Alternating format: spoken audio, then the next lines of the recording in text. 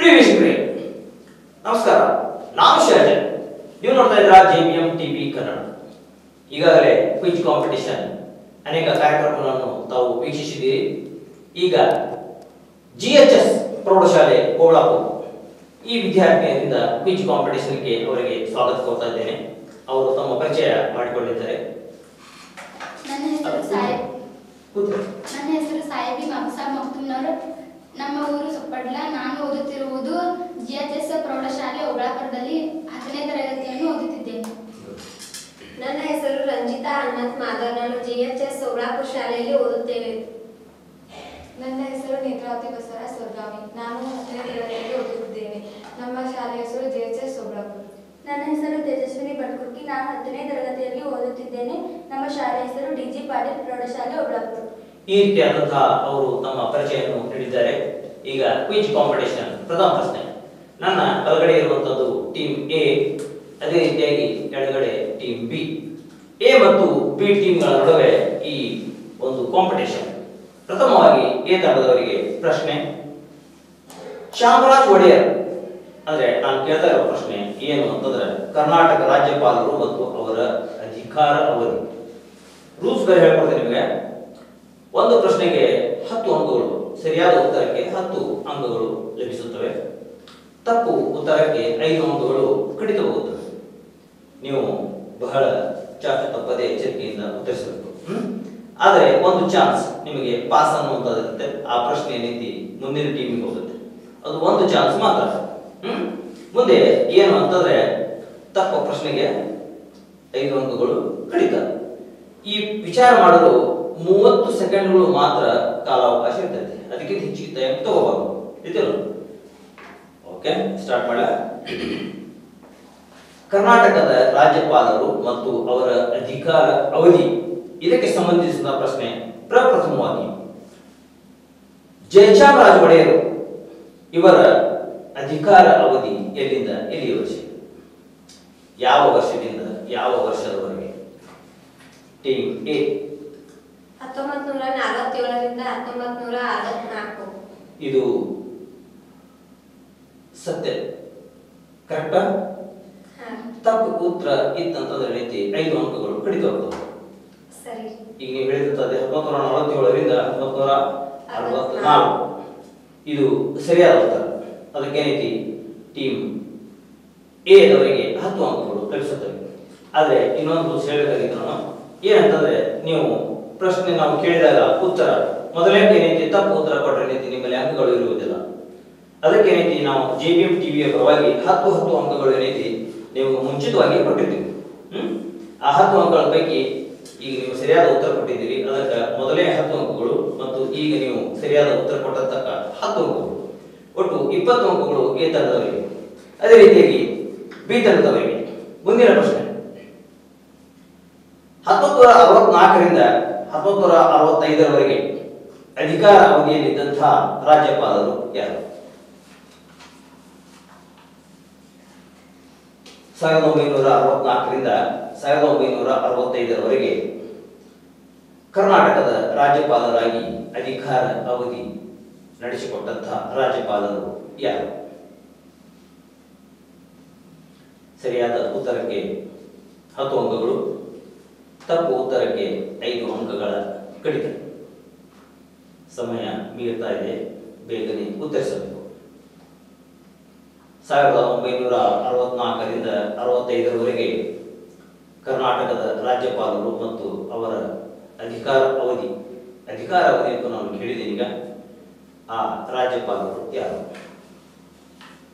Team B ಸರಿಯಾದ ಉತ್ತರಕ್ಕೆ 10 ಅಂಕಗಳು, ತಪ್ಪು ಉತ್ತರಕ್ಕೆ 5 ಅಂಕಗಳ ಕಡಿತ. ಅರ್ಧ ಆನ್ಸರ್ ಹೇಳಿದ್ರೆ ಮಾರ್ಕ್ಸ್ ಇರಲ್ಲ. ಇಲ್ಲ, ಪೂರ್ತಿ ಆನ್ಸರ್ ಹೇಳ್ಬೇಕು. ಅರ್ಧ ಆನ್ಸರ್ ಹೆಂಗೆ ಇರೋದು? ಹೆಸರು ಬಂದೇ ಇರ್ತೈತಿ, ಅದ್ರಾಗ ನೀವು ಅರ್ಧ ಹೆಂಗೆ ಹೇಳ್ತಾರೆ?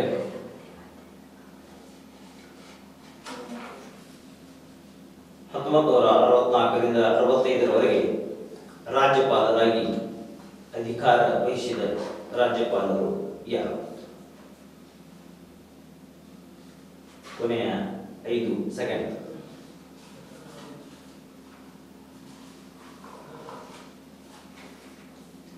1964ರಿಂದ 65ರವರೆಗೆ ಕರ್ನಾಟಕದ ರಾಜ್ಯಪಾಲರಾಗಿ ಅಧಿಕಾರ, ನಿಮಗೆ ಇನ್ನೊಂದು ಗುರು ಹೇಳ್ತಿರ್ಬೇಕಾದ ಎರಡನೇ ರಾಜ್ಯಪಾಲರಾಗಿ ಅವರು ಎರಡನೇ ರಾಜ್ಯಪಾಲರು. ನೀವು ಮಾತಾಡೋದು ಸೊನ್ನೆ ಮಾಡೋದಾಗಲಿ ಹೇಳೋದಾಗಲಿ ಏನು ಮಾಡೋದು, ಪ್ರಶ್ನೆ ಯಾರಿಗೆ ಕೇಳಿದ್ರು ಅವರೇ ಉತ್ತರಿಸಬೇಕು. ಟೈಮ್ ಇರ್ತಾ ಇದೆ, ಬರೋದಿಲ್ಲ. ಏನಿದ್ರು ಸಹಿತ ಪಾಸ್ ಅನ್ನೋಕ್ಕೂ ನಿಮ್ಗೆ ಒಂದು ಚಾನ್ಸ್ ಐತಿ. ಸಪೋಸ್ ನಿಮ್ಗೆ ಗೊತ್ತಿಲ್ಲ ಅಂತಂದ್ರೆ ನೀವು ಪಾಸ್ ಅಂದ್ರೆ ಅದ ಪ್ರಶ್ನೆ ಏನಿದೆ ಅವ್ರಿಗೆ ಹೋಗ್ತೈತಿ, ಅದ್ರಾಗ ನಿಮ್ಗೆ ಅಂಕಗಳು ಕಟ್ ಆಗಂಗಿಲ್ಲ. ತಪ್ಪು ಉತ್ತರ ಕೊಟ್ರೆ 5 ಅಂಕಗಳು ಹೋಗ್ತಿರ್ತಾವೆ. ಪಾಸ್ ಅಂತಂದ್ರೆ ಅದ ಉತ್ತರ ಹೇಳಿ ಅವ್ರು ಹೇಳಿದಪ್ಪ ಅವ್ರಿಗೆ 10 ಅಂಕಗಳು ನಡೆಸ್ತಾರೆ. ಪಾಸ್ ನಿಮ್ಗೆ ಗೊತ್ತಿತ್ತಂದ್ರೆ ರೀತಿ ಅದು ಹೇಳಿದ್ರೆ ಅವರು 10 ಅಂಕಗಳು ನಿಮಗೆ ಸಿಗ್ತಾವೆ. MS ಶ್ರೀ ಗಣೇಶ್. MS ಶ್ರೀ ಗಣೇಶ್ ಅಂದ್ರೆ 1964ರಿಂದ 1965ರವರೆಗೆ ನೀವು ಹೇಳುವಂತದ್ದು ರೀತಿ ನ್ಯಾಯಮೂರ್ತಿ MS ಗಣೇಶ್ ಇವರು ಎರಡನೇ ರಾಜ್ಯಪಾಲರಾಗಿ ಅಧಿಕಾರ ನಡೆಸಿದ್ದಾರೆ ಅಂತ ಹೇಳಿ. ಇದು ತಪ್ಪು ಉತ್ತರ ಆದ್ರೆ 5 ಅಂಕಗಳು ಕಡಿತಾವ. ಸರಿಯಾದ ಉತ್ತರ ಇತ್ತಂತಂದ್ರೆ 10 ಅಂಕ ತೋರಿಸಿತಾವ. ನಿಮಗೆ ಇನ್ನೊಂದು ಚಾನ್ಸ್ ಬೇಕಾಗಿತ್ತು ಅಂತಂದ್ರೆ ಇನ್ನೊಂದು 5 ಸೆಕೆಂಡ್ ಸರಿಯಾದ ಉತ್ತರ ಇತ್ತು, ಸರಿಯಾದ ಉತ್ತರ ಐತೆ ಅಂತಂದ್ರೆ 10 ಅಂಕಗಳು ಮಾಡ್ರಿ. ಸರಿ ಇದ್ರ ಅವರು ಇಷ್ಟು ಡಿಸ್ಕಸ್ ಮಾಡಿ ಹೇಳಿದಂತ ಅವರು MS ಗಣೇಶ್ ಅಂತ ಹೇಳಿ. ಹೌದು, ನೀವು ಇಷ್ಟು ಟೈಮ್ ತಗೊಂಡು ಸಹಿತ MS ಗಣೇಶ್ ಅಂತ ಹೇಳಿ ಸರಿಯಾದ ಉತ್ತರ ಇದ್ರೆ 10 ಅಂಕಗಳು ಸಿಕ್ತಿತ್ತು. ಆದ್ರೆ ನೀವು ಹೇಳಿದ್ದೇನಿದೆ ಈಗ MS ಗಣೇಶ್ ಅಂತ ಹೇಳಿ, ನ್ಯಾಯಮೂರ್ತಿ MS ಗಣೇಶ್ ಅಂತ ಹೇಳಿ ಎರಡನೇ ರಾಜ್ಯಪಾಲರು. ಅದಕ್ಕೆ ನಿಮಗೆ ಈಗ 5 ಅಂಕಗಳು ಕಟ್ ಮಾಡುವಂಥದ್ದು ಇತ್ತಲ್ಲ, ಇದು ಸರಿಯಾದ ಉತ್ತರ ಇರುವುದರಿಂದ 10 ಅಂಕಗಳು ಸಿಗುತ್ತದೆ. ಅದಕ್ಕೆ ಏನೈತಿ ಎ ತಂಡದವರು 10 ಅಂಕಗಳು ಲಕ್ಷಿದೆ, ಬಿ ತಂಡದವರಿಗೆ ಯಾವುದೇ ಲಾಸ್ ಆಗಿಲ್ಲ. 10 ಅಂಕಗಳಿಂದ ಮಾತ್ರ ನೀವು ಮುನ್ನಡೆತಾ ಇದ್ದೀರಿ. ಎ ತಂಡದವರು 30 ಅಂಕಗಳಿಂದ ಮುನ್ನಡೆ ಸಾಧಿಸಿದ್ದಾರೆ. ಇನ್ನ ಮುಂದಿನ ಪ್ರಶ್ನೆ ಮತ್ತೆ ಎ ತಂಡದವರಿಗೆ.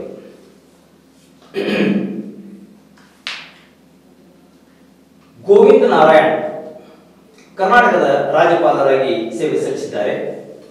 ಗೋವಿಂದ ನಾರಾಯಣ್ ಇವರು ಯಾವ ಅವಧಿಯಿಂದ ಯಾವ ಅವಧಿಯವರೆಗೆ ತಮ್ಮ ಸೇವೆ ಸಲ್ಲಿಸಿದ್ದಾರೆ?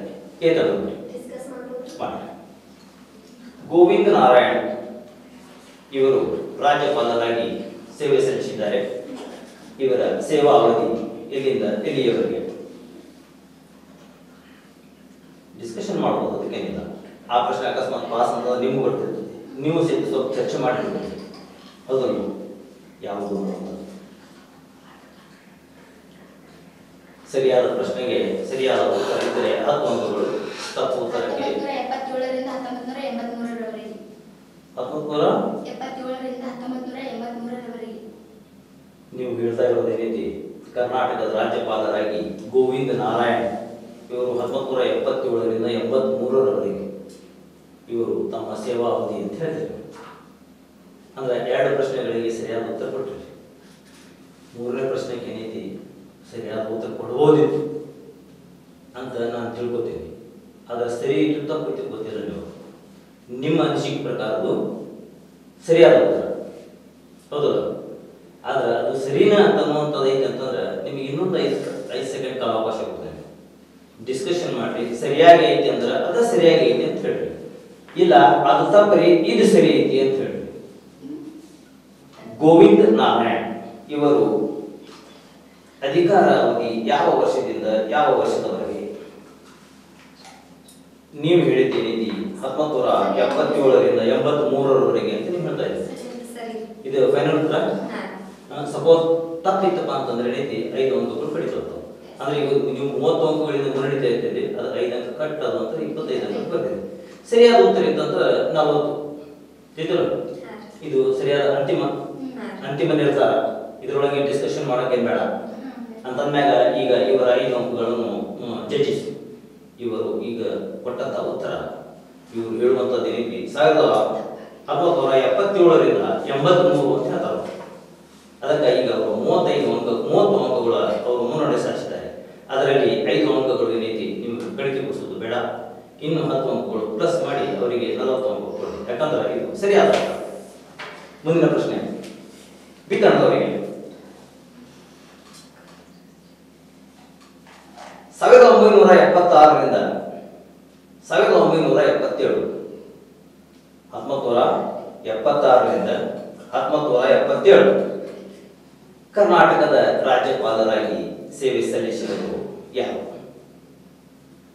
1976ರಿಂದ 77. ಈಗ ನಿಮಗೆ ಪಾಸ್ ಅನ್ನೋ ಚಾನ್ಸ್ ಇಲ್ಲ, ಉತ್ತರಿಸಲೇಬೇಕು. ತಪ್ಪು ಉತ್ತರಕ್ಕೆ 5 ಅಂಕಗಳು ಕಡಿತವಾಗ್ತವೆ. ಸರಿಯಾದ ಉತ್ತರಕ್ಕೆ 10 ಅಂಕಗಳು. ಈಗ ನೀವು 10 ಅಂಕಗಳಿಂದ ಮುನ್ನಡೆ ಸಾಧಿಸಿದ್ದೀರಿ. ಬಿ ತಂಡದವರು ಇದನ್ನು ಉತ್ತರಿಸಲಿದ್ದಾರೆ. 1976ರಿಂದ 1977ರವರೆಗೆ ಕರ್ನಾಟಕದ ರಾಜ್ಯಪಾಲರಾಗಿ ಅಧಿಕಾರ ನಡೆಸಿದ ರಾಜ್ಯಪಾಲರು ಯಾರು? ಇನ್ನು 10 ಸೆಕೆಂಡ್ ಬಾಕಿ ಇದೆ. ಅಷ್ಟರಲ್ಲಿ ತಾವು ಉತ್ತರಿಸಬಹುದು. ಬೇಕಾದ್ರೆ ನಿಮ್ಗೊಂದು ಸ್ವಲ್ಪ GS ಪಾಠಕ್ ನೀವು ಹೇಳಿದ್ದೀನಿ. 1976ರಿಂದ 1977ರವರೆಗೆ ಅಧಿಕಾರವನ್ನು ರಾಜ್ಯಪಾಲರಾಗಿ ಅಧಿಕಾರ ಮಾಡಿದಂತಹ ವ್ಯಕ್ತಿ ಅಂತಂದ್ರೆ GS ಪಾಠಕ್. ನೀವು ಹೇಳ್ತಾ ಇರೋದು ಅದು ಇದು ಅಂತಿಮ ಉತ್ತರ. ಸರಿಯಾದ ಉತ್ತರಕ್ಕೆ ನೀತಿ 10 ಅಂಕಗಳು, ತಪ್ಪು ಉತ್ತರಕ್ಕೆ 5 ಅಂಕಗಳ ಕಡಿತ. ಈಗ ಪಾಸ್ ಆಗಿಸಿ ನಿಮ್ಗೆ ಚಾನ್ಸ್ ಇಲ್ಲ. ಹೌದು, ನಿಮಗೆ ಇನ್ನೂ ಒಂದು ಸ್ವಲ್ಪ ಏನೈತಿ ಮುನ್ನಡೆದು ಸ್ವಲ್ಪ ಸಹಾಯ ಮಾಡುವ ಸಲುವಾಗಿ ಒಂದು ಕ್ಲೂ ಕೊಡ್ತೇನೆ. 1976ರಿಂದ 77ರವರೆಗೆ 7ನೇ ರಾಜ್ಯಪಾಲರಾಗಿ ಅವರು ಸೇವೆ ಸಲ್ಲಿಸಿದ್ದಾರೆ. ಅದಕ್ಕೆ ಇನ್ನು ಗೆಸ್ ಮಾಡ್ತಿದ್ರೆ ನೀತಿ ಇಲ್ಲ, ನಾನು ಹೇಳಿದ್ದೆ ನೀತಿ ನೀವು ಹೇಳುವಂತ GS ಪಾಠಕ್ ಅಂತ ಹೇಳಿದ್ರಿ. ಹೌದು, GS ಪಾಠಕ ಕರೆಕ್ಟ್ ಅಂತಂದ್ರೆ ಏನೈತಿ ಅದು ಸರಿಯಾಗಿದ್ರೆ 10 ಅಂಕಗಳು ನಾವು ಕೊಡ್ತೀವಿ. ತಪ್ಪು ಉತ್ತರಕ್ಕೆ ಏನೈತಿ 5 ಅಂಕಗಳ ಕಡಿತ. ಡಿಸ್ಕಷನ್ ಬೇಗ ಮುಗಿಬೇಕು, ಭಾಳ ಟೈಮ್ ತಗೋಬಾರ್ದು. 1976ರಿಂದ 77ರವರೆಗೆ ರಾಜ್ಯಪಾಲರಾಗಿ ಅಧಿಕಾರ ನಡೆಸಿದಂತಹ ಮಾನ್ಯರು ಯಾರು? ನೀವು ಹೇಳಿರಿ GS ಪಾಠಕ್. GS ಪಾಠಕ್ ಸರಿಯಾದ ಉತ್ತರ. ನೋಡ್ರಿ, ಇಷ್ಟು ಡಿಸ್ಕಷನ್ ಮಾಡಿದ್ರು.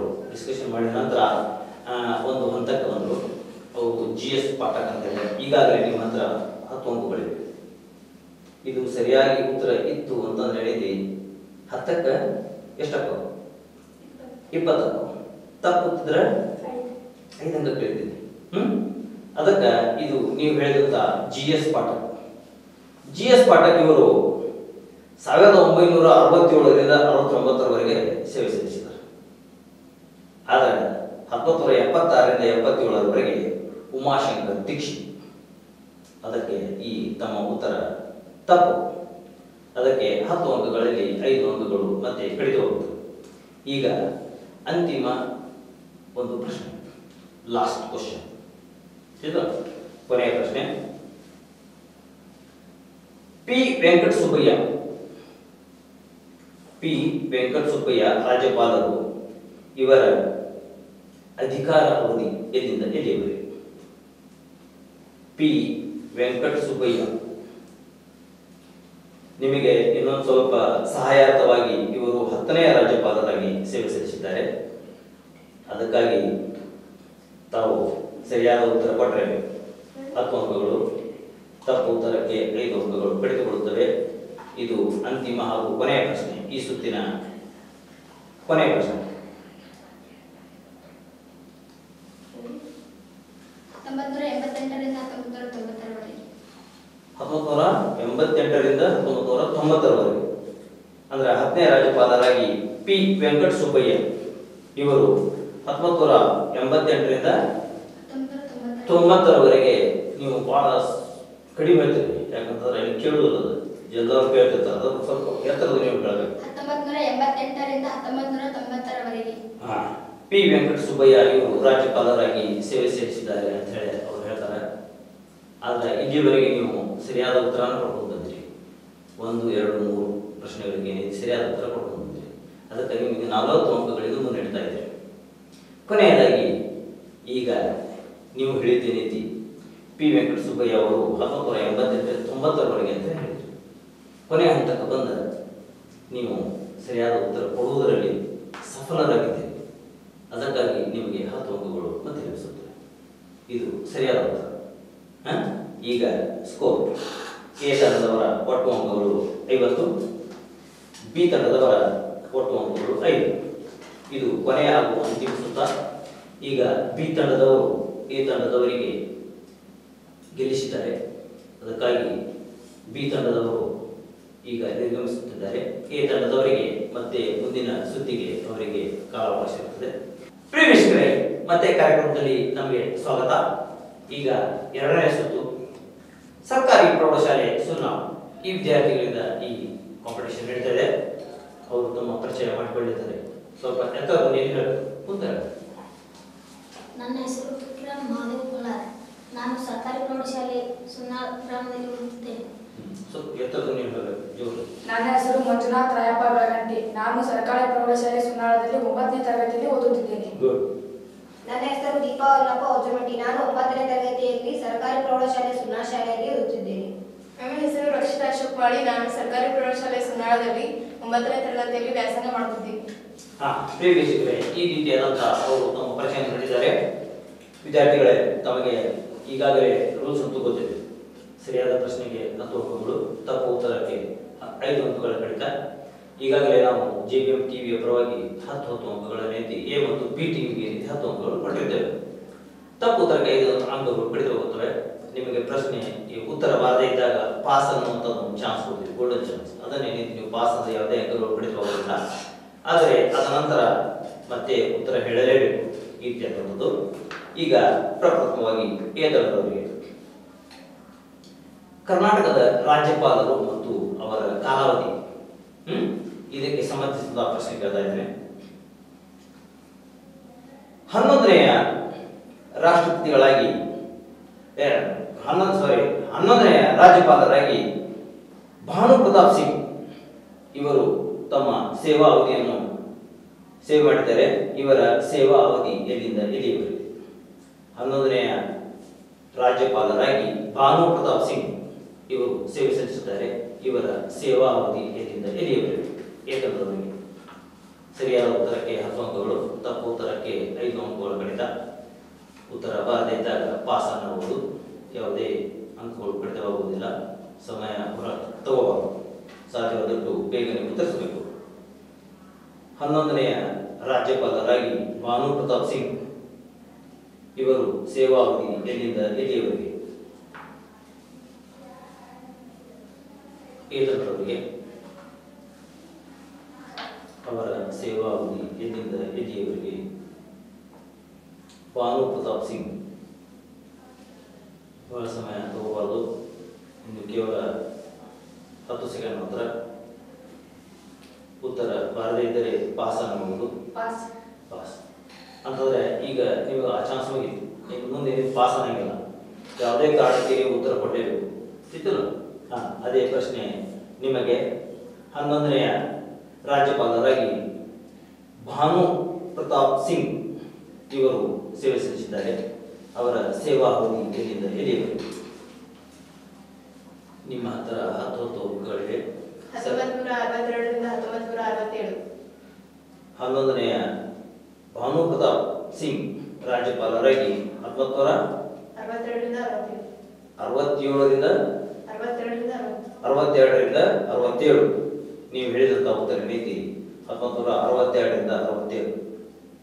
ಭಾನು ಪ್ರತಾಪ್ ಸಿಂಗ್ ಕರ್ನಾಟಕದ 11ನೇ ರಾಜ್ಯಪಾಲರಾಗಿ ಸೇವೆ ಸಲ್ಲಿಸಿದ್ದಾರೆ ಅಂತ ಹೇಳಿದ್ದಾರೆ. ಇದು ಸರಿಯಾದ ಪ್ರಶ್ನೆ ಆದರೆ ಉತ್ತರ ಆದರೆ 10 ಅಂಕಗಳು. ಇಲ್ಲ ಇನ್ನೊಂದು 10 ಸೆಕೆಂಡ್ ಏನೈತಿ ನಿಮಗೆ ಮತ್ತೊಮ್ಮೆ ಕಾಲಾವಕಾಶ ಕೊಡ್ತೀನಿ. ಸರಿ ಇದೆ ಇಲ್ರಿ, ಅದ ಸರಿ ಐತಿ ಅಂತಂದ್ರೆ ಏನೈತಿ, ಅದು ಸರಿ ಇದ್ರೆ 10 ಅಂಕ ಕೊಡ್ತೀವಿ. ತಪ್ಪಿತ್ತಂತಂದ್ರೆ ಏನೈತಿ 5 ಅಂಕಗಳ ಕಡಿತ. ಅದಕ್ಕೆ ನೀವು ವಿಚಾರ ಮಾಡಿ ಹೇಳುವುದಾದರೆ ಇನ್ನೂ ಒಂದು 5 ಸೆಕೆಂಡ್. ಭಾನು ಪ್ರತಾಪ್ ಸಿಂಗ್ 11ನೇ ರಾಜ್ಯಪಾಲರಾಗಿ ಸೇವೆ ಸಲ್ಲಿಸಿದ್ದಾರೆ. ಅವರ ಸೇವಾ ಅವಧಿ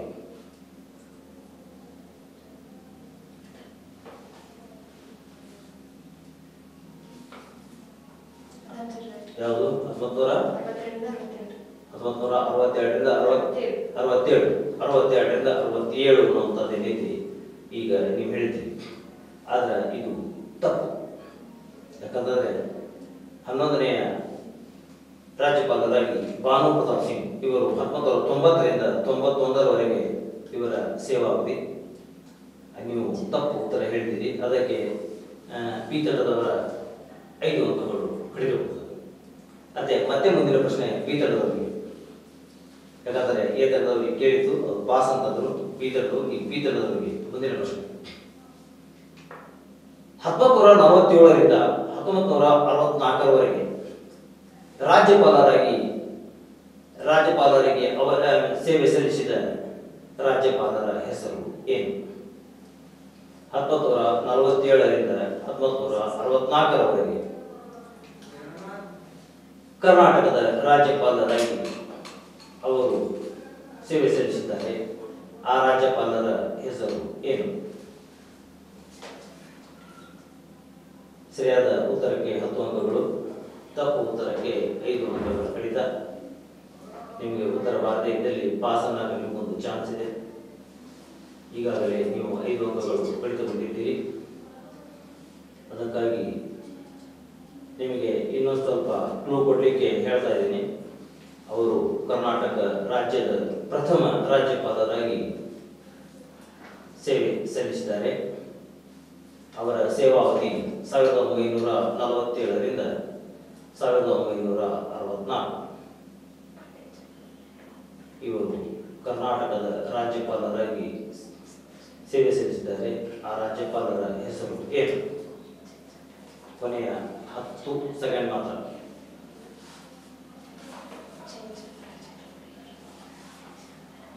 ಜಯಚಾಮರಾಜ ಒಡೆಯರ್. ಈಗ ನೀವು ಹೇಳೋದೇನಿದ್ದೀರಿ ಜಯಚಾಮರಾಜ ಒಡೆಯರ್.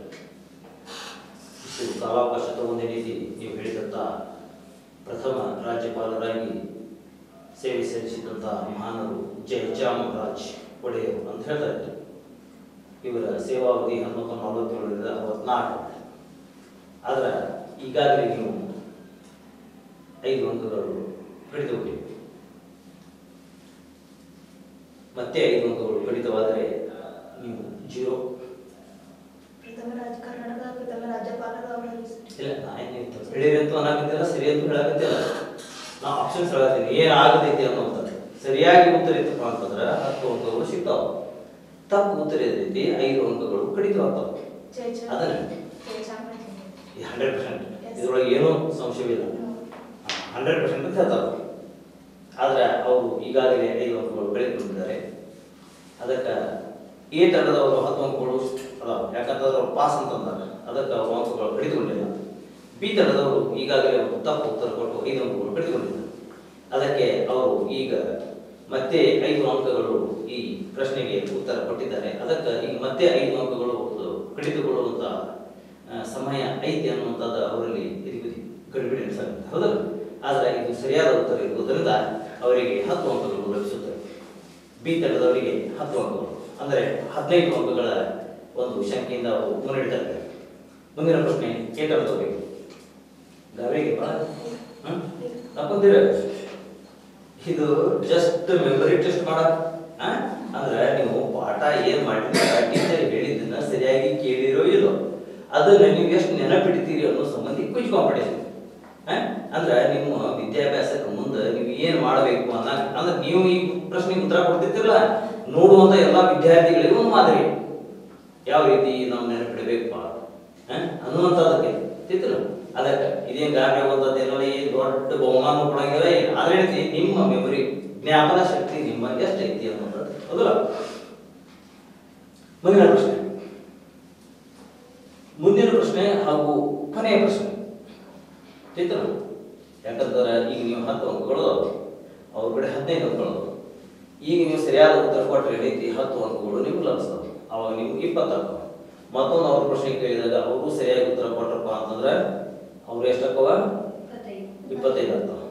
ಅವ್ರು ತಪ್ಪು ಉತ್ತರ ಕೊಟ್ರೆ 10, ಅದ್ರೊಳಗೆ 10 ಅಂಕ ಕಡಿತಾವ.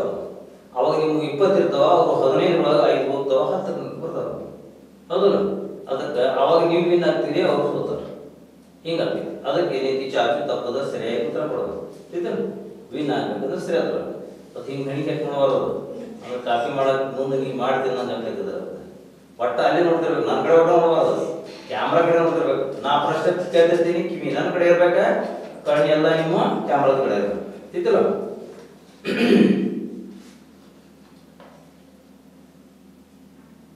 1999ರಿಂದ 2002ರವರೆಗೆ ವಿ.ಎಸ್.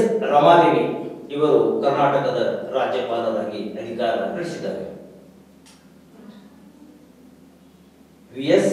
ರಮಾದೇವಿ 1999ರಿಂದ 2002ರವರೆಗೆ ವಿ.ಎಸ್. ರಮಾದೇವಿ ಇವರು ರಾಜ್ಯಪಾಲರಾಗಿ ಸೇವೆ ಸಲ್ಲಿಸಿದ್ದಾರೆ.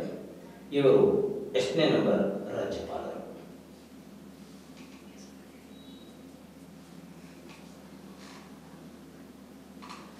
ಕರ್ನಾಟಕ ರಾಜ್ಯದ ರಾಜ್ಯಪಾಲರಾಗಿ ಅವಧಿ ಮತ್ತು ಅವರ ಹೆಸರು ಈ ರೀತಿಯಾಗಿದೆ. ಅದರಲ್ಲಿ ಒಂದು ಸಿಂಪಲ್ ಪ್ರಶ್ನೆ, ಯಾಕಂದ್ರೆ ಭಾಳ ಎಲ್ಲ ಉತ್ತರ ಹಣ ಕೊಟ್ಬಿಟ್ಟೇನೆ, ಬೇರೆ ಸೀರಿಯಲ್ ನಂಬರ್ದಾಗ ನೀವು ನೋಡ್ಕೋತ ಹೋಗಿರ್ತೀರಿ. ಹಾ ಹೌದ್ರಿ, ಇಷ್ಟನೇ ರಾಜ್ಯಪಾಲರಾಗಿ ಇವರು ಸೇವೆ ಸಲ್ಲಿಸಿದ್ದಾರೆ. ಸಿಂಪಲ್ ಅಗದಿ ಅದರ ಅದಕ್ಕೆ ಅಗದಿ ಸಿಂಪಲ್ ಸುಲಭ ಬಾಳೆಹಣ್ಣು ಕೊಟ್ಟಾರ ಅಂತಂದ್ರೆ ಹಂಗೆ ಪ್ರಶ್ನೆ ಕೇಳಿ ನಿಮಗೆ. ವಿ.ಎಸ್. ರಮಾದೇವಿ 1990ರಿಂದ 2002ರವರೆಗೆ ರಾಜ್ಯಪಾಲರಾಗಿ ಅವರು ಅಧಿಕಾರ ಅವಧಿ ನಡೆಸಿದ್ದಾರೆ. ಅವರು ಎಷ್ಟನೇ ರಾಜ್ಯಪಾಲರಾಗಿ ಸೇವೆ ಸಲ್ಲಿಸಿದ್ದಾರೆ ಅನ್ನುವಂಥದ್ದು ಒಂದು ಚಿಕ್ಕ ಪ್ರಶ್ನೆ. ನೀವು ಕೊಟ್ಟ ಉತ್ತರ ದೊಡ್ಡದು ಅಂತೇಳಿ ಭಾವಿಸಿ ಬೇಗ ಕೊಡಬೇಕು, ಯಾಕಂದ್ರೆ ಸಿಂಪಲ್ ಆಗಿರ್ತದೆ, ಇಷ್ಟು ಲಟ್ಟಲ ಮಾಡಬಾರ್ದು. 14ನೇ ರಾಜ್ಯಪಾಲ. 14ನೇ ರಾಜ್ಯಪಾಲ. ಈಗ ನೀವು ಹೇಳುವಂಥದ್ದು ಈ ರೀತಿ 14ನೇ ರಾಜ್ಯಪಾಲರಾಗಿ ಸೇವೆ ಸಲ್ಲಿಸಿದ್ದಾರೆ ಅಂತ ಹೇಳ್ತಾರೆ. ಇದು ಅಂತಿಮ ಉತ್ತರ. ಇದು ಅಂತಿಮ ಉತ್ತರ ಅವರು ನೀಡ್ತಾರೆ. ಯಾಕಂತಂದ್ರೆ ಇದೇ ಪ್ರಶ್ನೆ ನೀವು ತಪ್ಪು ಅಂತಂದ್ರೆ, ಉತ್ತರ ತಪ್ಪು ಅಂತಂದ್ರೆ 5 ಅಂಕಗಳು ಪಡೆದುಕೊಳ್ತಾರೆ. ಹೌದು, ನಿಮಗೆ ಎಷ್ಟು ಮಾರ್ಕ್ಸ್? 10. ಸರಿಯಾದ ಉತ್ತರ ಇತ್ತಪ್ಪ ಅಂತಂದ್ರೆ 20 ಅಂಕ, ತಪ್ಪಿದ್ರೆ 5 ಅಂಕ. ಹೌದಲ್ಲ? ಅದಕ್ಕೆ ಇದು ನೀವು ಹೇಳಿದಂಥ ಪ್ರಶ್ನೆಗೆ 14ನೇ ರಾಜ್ಯಪಾಲರಾಗಿ ಸೇವೆ ಸಲ್ಲಿಸಿದ್ದಾರೆ ಅಂತ ಹೇಳ್ತಾರೆ. ಹೌದು, ಇದು 14ನೇ ರಾಜ್ಯಪಾಲರಾಗಿ ವಿ.ಎಸ್. ರಮಾದೇವಿಯವರು 1999ರಿಂದ 2002ರವರೆಗೆ ಸೇವೆ ಸಲ್ಲಿಸಿದ್ದಾರೆ. ಇವರು 13ನೇ ರಾಜ್ಯಪಾಲರಾಗಿ ಸೇವೆ ಸಲ್ಲಿಸಿದ್ದಾರೆ. ನೀವು ಹೇಳಿದ್ದು 16. ಅದಕ್ಕೆ ಈಗ ನಿಮ್ಮ 5 ಅಂಕಗಳು ಇದರಲ್ಲಿ ಕಡಿದು ಹೋಗುತ್ತದೆ. ಎ ತಂಡದವರು 5 ಅಂಕಗಳಿಂದ ಮುಂದೆ ಸಾಗಿದ್ದಾರೆ. ಇನ್ನು ಕೊನೆಯ ಹಾಗೂ ಅಂತಿಮ ಪ್ರಶ್ನೆ ಬಿ ತಂಡದವರಿಗೆ.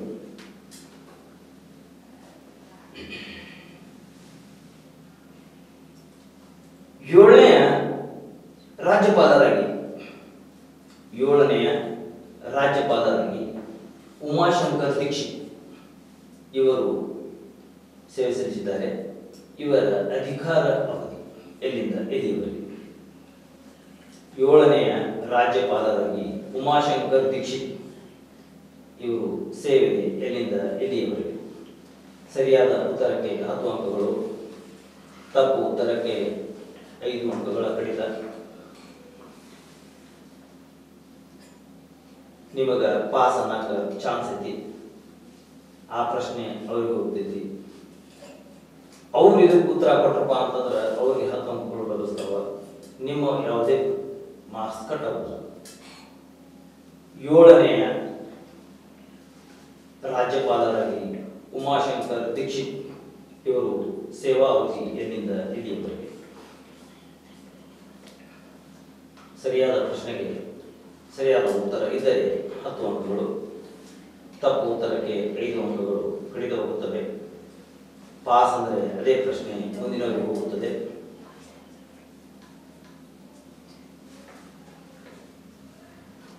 ಬಹಳ ಸಮಯ ತಗೋಬಾರದು. ಹೇಳಿ. 1953ರಿಂದ ಅಂತಿಮ ಉತ್ತರ ನೀವು ಹೇಳುದು 53, 53ರಿಂದ 58. 53ರಿಂದ 58. ಇದು ಅಂತಿಮ ಉತ್ತರ. ನಿಮಗೆ ಪಾಸ್ ಅನ್ನೋಕ್ಕೂ ಚಾನ್ಸ್ ಇದೆ. ಸರಿಯಾದ ಉತ್ತರದ 10 ಅಂಕಗಳು, ತಪ್ಪು ಉತ್ತರಕ್ಕೆ 5 ಅಂಕ ಕಡಿತ. ಪಾಸ್ ಅಂದ್ರೆ ಯಾವುದೇ ಅಂಕಗಳು ಕಡಿತವಾಗುವುದಿಲ್ಲ. ನಿಮಗೊಂದು ಗೋಲ್ಡನ್ ಚಾನ್ಸ್ ಇದೆ ಅದ್ರಾಗ. ಇಲ್ಲ ನೀವು ಬೇಕಾದ್ರೆ ತಗೋಬಹುದು, ಒತ್ತಾಯಪೂರ್ವಕವಾಗಿ ನೀವು ಪಾಸ್ ಅಂತ ಹೇಳಿ ಅವ್ರು ಹೇಳ್ತಾರ ತಾವು ಅನ್ನಕ್ಕೆ ಬರಂಗಿಲ್ಲ. ಇಲ್ಲ ಇಲ್ರಿ ಇದು ಬರಾಬರಿ ನಾವು ಹೇಳಿದ್ದು ಅಂತಂದ್ರೆ ಅದು ಸರಿ ಅಂತ ಹೇಳಿ ಸರಿಯಾಗಿದ್ರೆ 10 ಅಂಕಗಳು ಕೊಡ್ತೇವೆ. ಇಲ್ಲ ಅಂದ್ರೆ 5 ಅಂಕಗಳು ಕಡಿತಬಹುದು. ಇಲ್ಲ ಪಾಸ್ ಅಂತೀವ್ರಿ ಅಂತಂದ್ರೆ ಹೇಳಿದ್ದೆ ನಿಮ್ಮ ಚಾನ್ಸ್ ಇನ್ನೂ ಐತಿ, ಜೀವಿತವಾಗೈತಿ. ಅವ್ರು ತಮ್ಮ ಅದನ್ನ ಏನು ಕಳ್ಕೊಂಡಾರ, ನೀವು ಪಾಸ್ ಅನ್ನೋ ಚಾನ್ಸ್ ಐತಿ. 7ನೇ ರಾಜ್ಯಪಾಲರಾಗಿ ಯಾವುದು 1953ರಿಂದ 58. ಫೈನಲ್ ಫೈನಲ್ ಈಗ ನೀವು ಹೇಳಿದ್ರೆ ನೆತಿ 1953 ನಾನು ಇಲ್ಲಿ ಬರೀತೀನಿ 1953ರಿಂದ 1958. ಹೌದಾ? ಹೌದು, 1953ರಿಂದ 1958. 7ನೇ ರಾಜ್ಯಪಾಲರಾಗಿ ಉಮಾಶಂಕರ್ ದೀಕ್ಷಿತ್ ಇವರು ಸೇವೆ ಸಲ್ಲಿಸಿದ್ದಾರೆ ಅಂತ ನೀವು ಹೇಳ್ತೀರಿ. ಹೌದು, ಮೊದಲನೇ ರಾಜ್ಯಪಾಲರಾಗಿ ಸೇವೆ ಸಲ್ಲಿಸಿದಂತ ಅವರ ಕಾಲಾವಧಿ 1900 ಎಲ್ಲಿಂದ ಎಲ್ಲಿವರೆಗೆ? 64. ಹೌದು, ಅಂದ್ರೆ ಇದು ತಪ್ಪು ಉತ್ತರ. ನಿಮ್ಗೆ ಚಾನ್ಸ್ ಹೇಳಿದೆ ನಾನು. ಹೌದು, ಪಾಸ್ ಅಂತ ಹೇಳಕ್ಕೂ ಚಾನ್ಸ್ ಐತಿ ಅಂತ ಹೇಳಿದ್ದೆ. ಯಾಕಂದ್ರೆ ಆ ಅವಧಿ ಒಳಗ ಒಬ್ಬರ ಚಾಮರಾಜ ಒಡೆಯರು, ಜಯಚಾಮರಾಜ ಒಡೆಯರು ಏನೈತಿ 1747ರಿಂದ 64ರವರೆಗೆ ಅವರ ರಾಜ್ಯಪಾಲರ. 58 ಅದರೊಳಗೆ ಬರುತ್ತಿಲ್ಲ. 53ರಿಂದ 58 ಆ ಅವಧಿ ಒಳಗೆ ಬರ್ತೈತಿ. ಆ ಅವಧಿ ಒಳಗೆ ಅದಕ್ಕೆ ಏನೈತಿ ನಿಮ್ಮ ಜ್ಞಾಪಕ ಶಕ್ತಿ ಎಷ್ಟೈತಿ ಅನ್ನುವಂಥದ್ದು ಏನೈತಿ ಟೆಸ್ಟ್ ಮಾಡ್ಬೇಕು. ಹೌದು, ಈಗ ನಿಮ್ಮ ಅಂಕಗಳ ಸಂಖ್ಯೆ ಎಷ್ಟು? 10. ನಿಮ್ಮ ಅಂಕಗಳ ಸಂಖ್ಯೆ 5 ಅಂತಂದ್ರೆ ಏನೈತಿ, ಈಗ 2 ನಿರ್ಣಯ ಆಗಿಬಿಟ್ಟವು. ಹೌದು, ಈಗ ಎ ತಂಡದವರು ಬಿ ತಂಡದವರಿಗೆ ಜಯಶಾಲಿಯನ್ನಾಗಿ ಮಾಡಿದ್ದಾರೆ. ಅದಕ್ಕಾಗಿ ಈ ತಂಡದವರು ಇನ್ನು ನಿರ್ಗಮನ, ಮುಂದಿನ ತಂಡದೊಂದಿಗೆ ನೀವು ಆಡಲಿದ್ದೀರಿ. ಈಗ ಒಂದು ಚಿಕ್ಕ ವಿರಾಮದ ನಂತರ ಮತ್ತೆ ರಸಪ್ರಶ್ನೆ ಕಾರ್ಯಕ್ರಮ ಮುಂದುವರಿಯುತ್ತಿದೆ. ಪ್ರಿಯ ಇದು ಅಂತಿಮ ಸುತ್ತು. ನನ್ನ ಬಲಗಡೆ JHS ಪ್ರೌಢಶಾಲೆ ಓಬಳಾಪುರ ಆ ವಿದ್ಯಾರ್ಥಿ ಇರ್ತಾರೆ. ಅದೇ ರೀತಿಯಾಗಿ ನನ್ನ ಎಡಭಾಗದಲ್ಲಿ ಸರ್ಕಾರಿ ಪ್ರೌಢಶಾಲೆ ಸುನ್ನಾಳ್ ಈ ವಿದ್ಯಾರ್ಥಿ ಇರ್ತಾರೆ. ಈಗ ಅವರ ಹೆಸರುಗಳು ಅವರು ಹೇಳಿಕೊಡ್ತಾರೆ, ಯಾಕಂದರೆ ಇದು ಅಂತಿಮ ಸುತ್ತು, ಕೊನೆ ಫೈನಲ್ ರೌಂಡ್. ನನ್ನ ಹೆಸರು ಸಾಹಿಬಿ ಮಹಸಾ ಮಕ್ತುಮ್ನವ್ರು. ನಾನು ಓದುತ್ತಿರುವುದು JHS ಓಬಳಾಪುರ ಪ್ರೌಢಶಾಲೆಯಲ್ಲಿ. ನನ್ನ ಹೆಸರು ರಂಜಿತಾ ಹನುಮಂತ್ ಮಾಧವ್. ನಾನು ಓದುತ್ತಿರುವುದು JHS ಓಬಳಾಪುರ ಶಾಲೆಯಲ್ಲಿ 10ನೇ ತರಗತಿಯಲ್ಲಿ ಓದುತ್ತಿದ್ದೇನೆ. ನನ್ನ ಹೆಸರು ದೀಪಾ ಯಲ್ಲಪ್ಪ ಓಜುಮಟ್ಟಿ. ನಾನು 9ನೇ ತರಗತಿಯಲ್ಲಿ ಸರ್ಕಾರಿ ಪ್ರೌಢಶಾಲೆ ಸುನ್ನಾಳ್ ಶಾಲೆಯಲ್ಲಿ ಓದುತ್ತಿದ್ದೇನೆ. ನನ್ನ ಹೆಸರು ರಕ್ಷಿತಾ ಅಶೋಕ್ ಮಾಡಿ. ನಾನು 9ನೇ ತರಗತಿಯಲ್ಲಿ ಸರ್ಕಾರಿ ಪ್ರೌಢಶಾಲೆ ಸುನ್ನಾಳ ಗ್ರಾಮದಲ್ಲಿ ಓದುತ್ತಿದ್ದೇನೆ. ಈ ರೀತಿಯಾಗಿ ಆ ವಿದ್ಯಾರ್ಥಿಗಳು ತಮ್ಮ ಪರಿಚಯ ನೀಡಿದ್ದಾರೆ. ಒಂದು ಕಡೆ ಓಬಳಾಪುರ ಸರ್ಕಾರಿ ಪ್ರೌಢಶಾಲೆ ವಿದ್ಯಾರ್ಥಿನಿದ್ದಾರೆ, ಇನ್ನೊಂದು ಕಡೆ ಸರ್ಕಾರಿ ಪ್ರೌಢಶಾಲೆ ಸುನ್ನಾಳದ ವಿದ್ಯಾರ್ಥಿನಿದ್ದಾರೆ. ಈ ತಂಡದವರಿಗೆ ಮೊದಲನೇ ಪ್ರಶ್ನೆ, ಲೋಕಸಭಾ ಮತ್ತು ಅದರ ಅಧ್ಯಕ್ಷರು. 1ನೆಯ ಲೋಕಸಭಾ ಮತ್ತು ಅದರ ಅಧ್ಯಕ್ಷರ ಅವಧಿ ಮತ್ತು ನಾನು ಅವರ 1ನೆಯ ಅಧ್ಯಕ್ಷರು ಅವರ ಅವಧಿ 1952ರಿಂದ 1956ರವರೆಗೆ. ಆ ಲೋಕಸಭಾ ಅಧ್ಯಕ್ಷರ ಹೆಸರು ಏನು?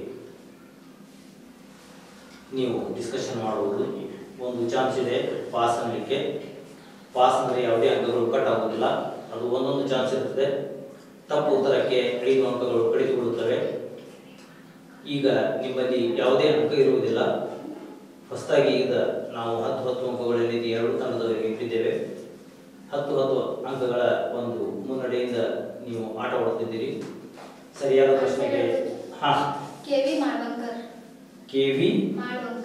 KV ಮಾಳ್ವಂಕರ್ ಇದು ಸರಿಯಾದ ಉತ್ತರ ಅನಿಸ್ತದೆ.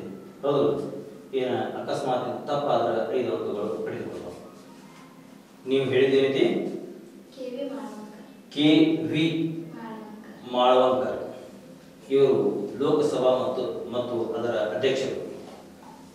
ಒಂದನೆಯ ಅವಧಿ 1952ರಿಂದ 56. ಅಧ್ಯಕ್ಷರು ನೀವು ಹೇಳುವುದು ಕೆ.ವಿ. ಮಾಳವಂಕರ್. ಇದು ಸರಿಯಾಗಿದ್ದಲ್ಲಿ 10 ಅಂಕಗಳು ಸಿಗುತ್ತವೆ, ತಪ್ಪು ಆದಲ್ಲಿ 5 ಅಂಕಗಳು ಪಡೆದುಕೊಳ್ಳುತ್ತದೆ. ಮತ್ತೊಮ್ಮೆ ವಿಚಾರಿಸಿ ಹೇಳುವುದಾದರೆ ಕೊನೆಯದಾಗಿ 10 ಸೆಕೆಂಡ್ಗಳ ಘಳಿಗೆಯ ಸಮಯ ನೀಡ್ತಾ ಇದ್ದೇನೆ. ತಪ್ಪಾದರೆ 10 ಅಂಕಗಳು, ಅದರಲ್ಲಿ 5 ಅಂಕಗಳು ಕಡಿತಗೊಳ್ಳುತ್ತವೆ. ಸರಿಯಾದ ಉತ್ತರಕ್ಕೆ 10 ಅಂಕಗಳು. ನೀವು ಹೇಳಿದ್ದು ಕೆ.ವಿ. ಮಾಳವಂಕರ್. ಇದು ಸರಿನಾ? ಅಂತಿಮ ಉತ್ತರ. ಇನ್ನೊಮ್ಮೆ ಡಿಸ್ಕಷನ್ ಮಾಡೋ ಅವಶ್ಯಕತೆ ಇಲ್ಲ. ಅವರು ಹೇಳಿದ ಕೆ.ವಿ. ಮಾಳವಂಕರ್ ಅಂತ ಹೇಳಿದ್ದಾರೆ. ಬೇಕಾದರೆ ಇನ್ನೊಂದು 5 ಸೆಕೆಂಡ್ ನಾನು ಕಾಲಾವಕಾಶ ಕೊಡ್ತೀನಿ. ವಿಚಾರಿಸಿ ಸರಿಯಾದ ಉತ್ತರ ಕೊಟ್ಟರೆ 10 ಅಂಕಗಳು, ತಪ್ಪು ಉತ್ತರಕ್ಕೆ 5 ಅಂಕಗಳ ಕಡಿತ. ಇದು ಅಂತಿಮ ಉತ್ತರ. ಇದು ಅವರು ಹೇಳಿದ ಅಂತಿಮ ಉತ್ತರ ಅಂತಂದಿದ್ದಾರೆ. ಇದು ತಪ್ಪು ಉತ್ತರ. ಯಾಕಂತಂದ್ರೆ ಅವರು ಒಂದನೆಯ ಅವಧಿ 1952ರಿಂದ 56. ಮಾಳವಂಕರ್ ಇದು ಸರಿಯಾದ ಉತ್ತರ. ಆದರೆ ಕೆ.ವಿ. ಅಂತಂದಿದ್ದೇವೆ, ಅದು ಜಿ.ವಿ. ಮಾಳವಂಕರ್. ಅದಕ್ಕಾಗಿ ನಿಮ್ಮ ಇದು ತಪ್ಪು ಉತ್ತರಕ್ಕೆ 5 ಅಂಕಗಳು, 10ರಲ್ಲಿ 5 ಅಂಕಗಳು ಕಡಿತಗೊಳ್ಳುತ್ತವೆ. ಬಿದಳದವರಿಗೆ ಡಾಕ್ಟರ್ ಬಲರಾಮ್ ಜಾಖಡ್ ಇವರು 8ನೆಯ ಲೋಕಸಭೆ ಅಧ್ಯಕ್ಷರಾಗಿ ಆಯ್ಕೆಯಾಗಿದ್ದಾರೆ. ಇವರ ಅವಧಿ ಎಲ್ಲಿಂದ ಎಲ್ಲಿಯವರೆಗೆ? ಡಾಕ್ಟರ್ ಬಲರಾಮ್ ಜಾಖಡ್ 8ನೆಯ ಲೋಕಸಭೆ ಅಧ್ಯಕ್ಷರು. ಅವರು ಪಾಸ್ ಅಂದರೆ ರೀತಿಯ ಪ್ರಶ್ನೆ ನಿಮಗೆ ಬರ್ತೈತಿ, ನೀವು ಸ್ವಲ್ಪ ಸ್ಟಡಿ ಮಾಡಿರ್ಕೋಬಹುದು. ಬಲರಾಮ್ ಜಾಖಡ್ ಇವರ ಸೇವಾ ಅವಧಿ 1994ರಿಂದ 96. ಇದು ಅಂತಿಮ ನಿಜವಾದ ಉತ್ತರ. ಇದಕ್ಕೇನೈತಿ, ಏನು ಕಾಲಾವಕಾಶ ಕೊಡೋದು ಬೇಡ. ಇನ್ನೊಂದು ನಮ್ಮ ರೂಲ್ಸ್ ಪ್ರಕಾರ ಇನ್ನೂ ಒಂದು 10 ಸೆಕೆಂಡ್ ಏನೈತಿ ನಾವು ನಿಮಗೆ ಮತ್ತೆ ಕೊಡ್ತೀವಿ. ಇದೇ ಸರಿಯಾದ ಉತ್ತರ ಅಂತಂದ್ರೆ ಏನೈತಿ 10 ಅಂಕಗಳು ಲಭಿಸುತ್ತವೆ. ತಪ್ಪು ಉತ್ತರಕ್ಕೆ 5 ಅಂಕಗಳ ಕಡಿತ. ಡಾಕ್ಟರ್ ಬಲರಾಮ್ ಜಾಖಡ್ ಲೋಕಸಭೆ ಅಧ್ಯಕ್ಷರು. ಇವರ ಅವಧಿ ನೀವು ಹೇಳುವ ಪ್ರಕಾರ 1994ರಿಂದ 96. ಇವರ ಹೇಳುವ ಪ್ರಕಾರ ಡಾಕ್ಟರ್ ಬಲರಾಮ್ ಜಾಖಡ್ ಅವರ ಸೇವಾವಧಿ ಅಂತ ಇದ್ದಾರೆ. ಆದರೆ ಇದು ತಪ್ಪು ಉತ್ತರ. 1980ರಿಂದ 1984 ಡಾಕ್ಟರ್ ಬಲರಾಮ್ ಜಾಖಡ್ ಅವರ 8ನೆಯ ಲೋಕಸಭಾ ಅಧ್ಯಕ್ಷರಾಗಿ ಆಯ್ಕೆಯಾಗಿದ್ದರು. ಆದ ಕಾರಣ ಇವರ 5 ಅಂಕಗಳು ಕಡಿತಗೊಳ್ಳುತ್ತವೆ. ಈಗ 2 ತಂಡಗಳು 5 ಅಂಕಗಳಿಂದ ಮುಂದೆ ಸಾಗ್ತಾ ಇದೆ. ಆದರೆ ಈಗ ರಸಪ್ರಶ್ನೆಯಲ್ಲಿ ಒಂದು ಪಿಟ್ ಏನಂತಂದ್ರೆ ಸ್ವಲ್ಪ ಬದಲಾವಣೆ ಮಾಡಿ ಕಾಮನ್ ಸೆನ್ಸ್, ಜನರಲ್ ನಾಲೆಜ್ ಅಂತೀವಿ ನಾವು, ಸಾಮಾನ್ಯ ಜ್ಞಾನ, ಅದರ ಪ್ರಶ್ನೆ ಇರ್ತದೆ. ಆ ಪ್ರಶ್ನೆಯಲ್ಲಿಯೇ ಆ ಉತ್ತರ ಅಡಗಿರ್ತೈತಿ. ಆದರೂ ನಾವೇನು ಮಾಡ್ತೀವಿ ಅಂತಂದ್ರೆ ಕೆಲವೊಂದು ಆಪ್ಷನ್ಸ್ ಕೊಡಬೇಕಾಗಿತ್ತು ಅಂತ ಕೊಡ್ತೀವಿ, ಇಲ್ಲ ನಿಮಗೆ ನೇರವಾಗಿ ಉತ್ತರ ಕೊಡ್ತೀವಿ ಅಂತ ಹೇಳ್ತೀವಿ. ಇದಲ್ಲ ಈಗ ಎ ತಂಡದವರು ಪ್ರಶ್ನೆ ಕೇಳಿ. ನಾಳೆ ಮಂಗಳವಾರ ನಿನ್ನೆಯಿಂದ ಬುಧವಾರ ಬರಲು ಎಷ್ಟು ದಿನ ಬೇಕು? ನಾಳೆ ಮಂಗಳವಾರ ನಿನ್ನೆಯಿಂದ ಬುಧವಾರ ಬರಲು ಎಷ್ಟು ದಿನ ಬೇಕು? ಎ 3 ದಿನ, ಬಿ 4 ದಿನ, ಸಿ 5 ದಿನ, ಡಿ 2 ದಿನ. ಈ ರೀತಿಯಾದಂತಹ 4 ಆಪ್ಷನ್ಸ್ ಇವೆ. ಅದರಲ್ಲಿ ಸರಿಯಾದ ಇನ್ನೊಮ್ಮೆ ಹೇಳ್ತೀನಿ. ಓಕೆ, ನಾಳೆ ಮಂಗಳವಾರ, ನಾಳೆ ಮಂಗಳವಾರ ನಿನ್ನೆಯಿಂದ ಬುಧವಾರ ಬರಲು ಎಷ್ಟು ದಿನ ಬೇಕು? ಎ 3 ದಿನ, ಬಿ 4 ದಿನ, ಸಿ 5 ದಿನ, ಡಿ 2 ದಿನ. ಸರಿಯಾದ ಉತ್ತರಕ್ಕೆ 10 ಅಂಕಗಳು, ತಪ್ಪು ಉತ್ತರಕ್ಕೆ ಇದ್ದ 5 ಅಂಕಗಳು ಕಡಿತಗೊಳ್ಳುತ್ತವೆ. ಪ್ರಶ್ನೆಯಲ್ಲಿಯೇ ಉತ್ತರ ಅಡಗಿದೆ, ಆದರೂ ನಾವು 4 ಆಪ್ಷನ್ಸ್ ಕೂಡ ಕೊಟ್ಟಿದ್ದೇವೆ. 2 ದಿನಗಳು. 2 ದಿನಗಳು ನೀವು ಹೇಳಿದ ರೀತಿ 2 ದಿನಗಳು. ಇದು ಅಂತಿಮ ನಿರ್ಧಾರ. ಇನ್ನೊಂದು ಸ್ವಲ್ಪ ವಿಚಾರ ಮಾಡಿ, ಮತ್ತೊಮ್ಮೆ ಏನಾದರೂ ವಿಚಾರ ಮಾಡಿ ಹೇಳ್ತೀನಿ ಅಂತಂದ್ರೆ ಇನ್ನೂ ಒಂದು 10 ಸೆಕೆಂಡ್ ನಿಮಗೆ ರೀತಿ ನಾವು JBM ಟಿವಿಯ ಪರವಾಗಿ ಕೊಡ್ತೀವಿ. ನಾಳೆ ಮಂಗಳವಾರ, ನಿನ್ನೆಯಿಂದ ಬುಧವಾರ ಬರಲು ಎಷ್ಟು ದಿನ ಬೇಕು? ಎ 3 ದಿನ, ಬಿ 4 ದಿನ, ಸಿ 5 ದಿನ, ಡಿ 2 ದಿನ. 2 ದಿನ. 2 ದಿನ ಇದು ಅಂತಿಮ ಹಾಗೂ ಕೊನೆಯ ಉತ್ತರ. ಇದು ಫೈನಲ್ ಉತ್ತರ ಆಯ್ತಾ? ಈಗ ನೀವು ಹೇಳಿದ್ದೇನಿದೆ 2 ದಿನ ಅಂತ ಹೇಳಿದ್ರೆ ಅಂದ್ರೆ ಡಿ ಸರಿಯಾದ ಉತ್ತರ ಅಂತ ನಿಮ್ಮ ಅನಿಸಿಕೆ. ಅದು ಯಾವ ರೀತಿ ನೀವು ಡಿ ಅಂತಂತೀರಿ? ಬಿಡಿಸಿ ಉತ್ತರ ಬಿಡಿಸಿ. ಜನರಲ್ ಯಾಕೆ ನಾವು ಮಾತಾಡ್ಕೊಂಡು ಕೂತೀವಲ್ಲ ಹಿಂಗ, ಅದಕ್ಕೆ ಸ್ಪೆಷಾಲಿಟಿ ಏನ್ ಬೇಡ. ಹಿಂಗ ಇದ್ರೆ ಹಂಗಲ್ಲ, ಅದು ಹಿಂಗಾದ್ರೆ ಹಿಂಗ ಮಾಡಿ ನಾವು ಈ ಉತ್ತರ ಸರಿ. ನಾಳೆ ಬುಧವಾರ ಸರಿ. ನಾಳೆ ಮಂಗಳವಾರ. ಈಗ ನಿಮ್ಮ ಉತ್ತರ ಡಿ 2 ದಿನ ಅಂತ ಇದು ಫಿಕ್ಸ್ ಇರಲಿ ಫಸ್ಟ್. ಇದು ಅಂತಿಮ ಉತ್ತರ. ಹೇಳಿ ವಿಷಯ. ನಾಳೆ ಮಂಗಳವಾರ ಇರ್ತೈತಿ. ಈಗ ರವಿವಾರ ಅಂತ ತಿಳ್ಕೊರಿ. ರವಿವಾರ ದಿನ ನಾವ್ ಏನಂತೀವ್ರಿ? ನಾಳೆ ಅಂತ ನಾಡ್ದ ಮಂಗಳವಾರ ಬರ್ತೈತಿ ಅಂತೀವಿ. ಅಂದ್ರೆ ನಾಳೆ ನಾಡಿದ್ದಂದ್ರ 2 ದಿನ ಅಂತ ಉಳಿದಿರ್ತೈತ್ರಿ. ಹಿಂಗ ಹೌದು. ಇದು ನೀವು ಸರಿ ಅಂತಂತೀರಿ ಹೌದು. 2 ದಿನ ಸರಿ. ನೋಡಿ, ನಾಳೆ ಮಂಗಳವಾರ ಅಂದ್ರೆ ಇವತ್ತು ಯಾವ ವಾರ? ಇವತ್ತು ಸೋಮವಾರ. ಬುಧವಾರ ಇವತ್ತು ಯಾವ ವಾರ? ಸರಿ ಹೇಳ್ತೀನಿ.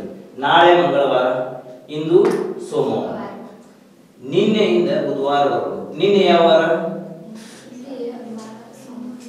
ಇವತ್ತು ಸೋಮವಾರದ ನಿನ್ನೆ ಯಾವ ವಾರ? ರವಿವಾರ. ರವಿವಾರ, ಸೋಮವಾರ, ಮಂಗಳವಾರ, ಬುಧವಾರ. ಅದು ತಪ್ಪು. ಅದು ತಪ್ಪು. 4 ದಿನ ನೋಡಿ. ನಾಳೆ ಮಂಗಳವಾರ ಅಂದ್ರೆ ಇವತ್ತು ಯಾವ ವಾರ? ಸೋಮವಾರ.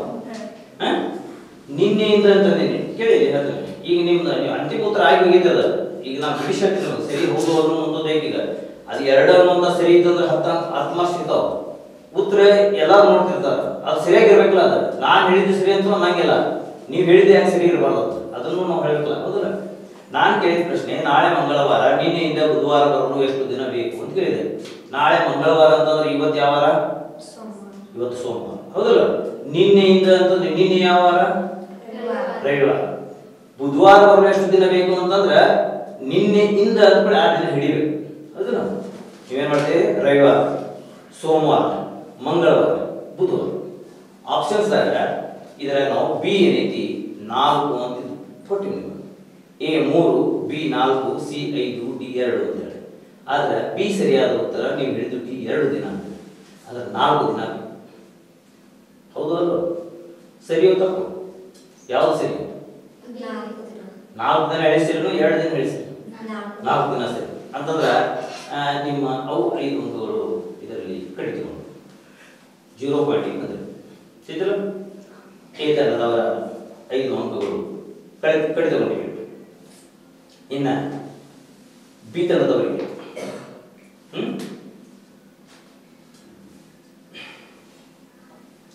ಶ್ರೀಮತಿ ಇಂದಿರಾ ಗಾಂಧೀಜಿಯವರ ಅವರಿಗೆ ಅಂತಕ್ಕೆ ಹೊಡಿತಾರೆ ಗೊತ್ತಾನೆ. ಇಂದಿರಾ ಗಾಂಧಿ ಪ್ರಧಾನಮಂತ್ರಿ ಇದ್ದರು, ಕೇಳಿದ್ರೆ ಹೆಸರು ಇಂದಿರಾ ಗಾಂಧಿ ಇದ್ದಾರೆ. ಅವರಿಗೆ ಏನೈತಿ ಹಂತಕ್ರ ಅಂದ್ರೆ ಅವ್ರ ಬಾಡಿ ಗಾರ್ಡ್ಸ್ ಅವ್ರಿಗೆ ಏನೈತಿ ಗುಡ್ಡಿಗೆ ಕೊಡ್ತಾರೆ ಪ್ರಧಾನಮಂತ್ರಿ ಹುದ್ದೆ ಒಳಗಿದ್ದಾಗ. ನಿಮ್ಗೆ ಇತಿಹಾಸ ಬರ್ತೈತಿ, ನೀವು ಮತ್ತೆ ತಿಳ್ಕೊತೀರ. ಈಗ ಸದ್ಯ ಪ್ರಶ್ನೆ ಕೇಳಿ. ಶ್ರೀಮತಿ ಇಂದಿರಾ ಗಾಂಧೀಜಿ ಅವರಿಗೆ ವೀರ ಮರಣಕ್ಕಿಂತ ಪೂರ್ವದಲ್ಲಿ ಪ್ರಧಾನಮಂತ್ರಿ ಇದ್ದವರು ಯಾರು? ಇದನ್ನ ಆಪ್ಷನ್ಸ್ ಕೊಡ್ತೇವೆ. ಒಂದನೇದು Jawaharlal Nehru, B Lal Bahadur Shastri, C Rajiv Gandhi, D ಇವರಾರು ಅಲ್ಲ. ಅವರ ಮರಣಕ್ಕಿಂತ ಪೂರ್ವದಲ್ಲಿ ಪ್ರಶ್ನೆ ಪೂರ್ತಿ ಕೇಳಿ ಬೇಕಾದ್ರೆ ಶ್ರೀಮತಿ ಇಂದಿರಾ ಗಾಂಧೀಜಿಯವರ ವೀರಮರಣಕ್ಕಿಂತ ಪೂರ್ವದಲ್ಲಿ ಪ್ರಧಾನಮಂತ್ರಿ ಇದ್ದವರು ಯಾರು? ಒಂದನೇದು Jawaharlal Nehru, B Lal Bahadur Shastri, C Rajiv Gandhi, D ಇವರ್ಯಾರು ಅಲ್ಲ. ಅಂದ್ರೆ ಅವರು ಕಿಂತ ಪೂರ್ವದಲ್ಲಿ ಇವ್ರು ಯಾರು ಪ್ರಧಾನಮಂತ್ರಿ ಇಲ್ಲ ಅಂತಂತೇನು? ಅವ್ರಿಗಿಂತ ಪೂರ್ವದಲ್ಲಿ ಅಲ್ರಿ, ಅವ್ರ ಸಾಯೋಕ್ಕಿಂತ ಪೂರ್ವದಲ್ಲಿ. ಅವ್ರ ಸಾಯೋಕ್ಕಿಂತ ಪೂರ್ವದಲ್ಲಿ ಯಾರು ಇವ್ರು ಯಾರು ಪ್ರಧಾನಮಂತ್ರಿ ಇಲ್ಲ. ಮತ್ತೆ ಯಾರಿದ್ರು?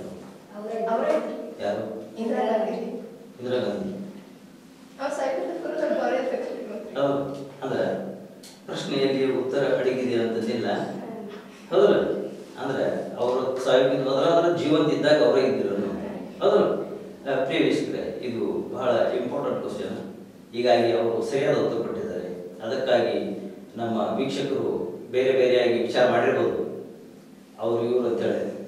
ಅದಕ್ಕೆ ರೀತಿ ಸರಿಯಾದ ಉತ್ತರ ಇವ್ರು ಯಾರಲ್ಲ. ಯಾಕಂತಂದ್ರೆ ಅವರು ಸಾಯೋಕ್ಕಿಂತ ಪೂರ್ವದಲ್ಲಿ ಅವರೇ ಪ್ರಧಾನಮಂತ್ರಿ ಇದ್ರು ಅನ್ನೋದಕ್ಕೆ ಇದೊಂದು ಸಾಕ್ಷಿ. ಇನ್ನು ಮುಂದಿನ ಪ್ರಶ್ನೆ ಏತರದವರಿಗೆ ಅದೇ ರೀತಿಯಾಗಿ ಒಂದು ಪುಸ್ತಕ ವಾರಕ್ಕೆ ಸಂಬಂಧಪಟ್ಟ ಈ ಒಂದು ವಾರ ಪಟ್ಟಾಂಗ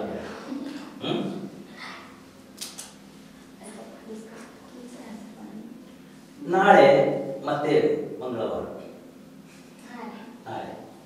ನಾಳೆ ಮಂಗಳವಾರ ಫಸ್ಟ್ ನೀವು ಕ್ವಶನ್ ಸರಿಯಾಗಿ ಕೇಳ್ಕೊರಿ, ಉತ್ತರ ತನ್ನಷ್ಟು ತಾನ ಅದ್ರಾಗ ಸಿಕ್ಕೈತೆ. ನಾಳೆ ಮಂಗಳವಾರ, ಇಂದಿನಿಂದ ಹಿಡಿದು ಮಂಗಳವಾರ ಬರಲು ಎಷ್ಟು ದಿನ ಬೇಕು? ನಾಳೆ ಮಂಗಳವಾರ, ಇಂದಿನಿಂದ ಮಂಗಳವಾರ ಬರಲು ಎಷ್ಟು ದಿನ ಬೇಕು? ಎ 8 ದಿನ, ಬಿ 3 ದಿನ, ಸಿ 2 ದಿನ, ಡಿ 1 ದಿನ. ಈ 4 ಆಪ್ಷನ್ಸ್ ಅದಾವ. ಅದಕ್ಕೆ ಸರಿಯಾದ ಉತ್ತರಕ್ಕೆ 5 ಅಂಕಗಳು, 10 ಅಂಕಗಳು ಮಾಡಿ. ಒಂದ್ಸಲ ಆಯ್ತು, 4 ಸಲ ಕೇಳಿ ಹೇಳ್ತೀನಿ ನಾನು. ಕ್ವಶನ್ಸ್ ಮೊದಲು ಸರಿಯಾಗಿ ಕೇಳ್ಕೊರಿ, ಒಂದು ಬಿಟ್ಟು ಮತ್ತೊಮ್ಮೆ ಕೇಳ ಸರಿ ಕ್ವಶನ್ ಹೇಳ್ತೇನೆ. ನಾಳೆ ಮಂಗಳವಾರ,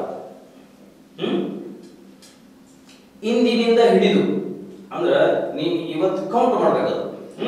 ನಾಳೆ ಮಂಗಳವಾರ, ಇಂದಿನಿಂದ ಹಿಡಿದು ಮಂಗಳವಾರ ಬರಲು ಎಷ್ಟು ದಿನ ಬೇಕು? A 8, B 3, C 2, D 1.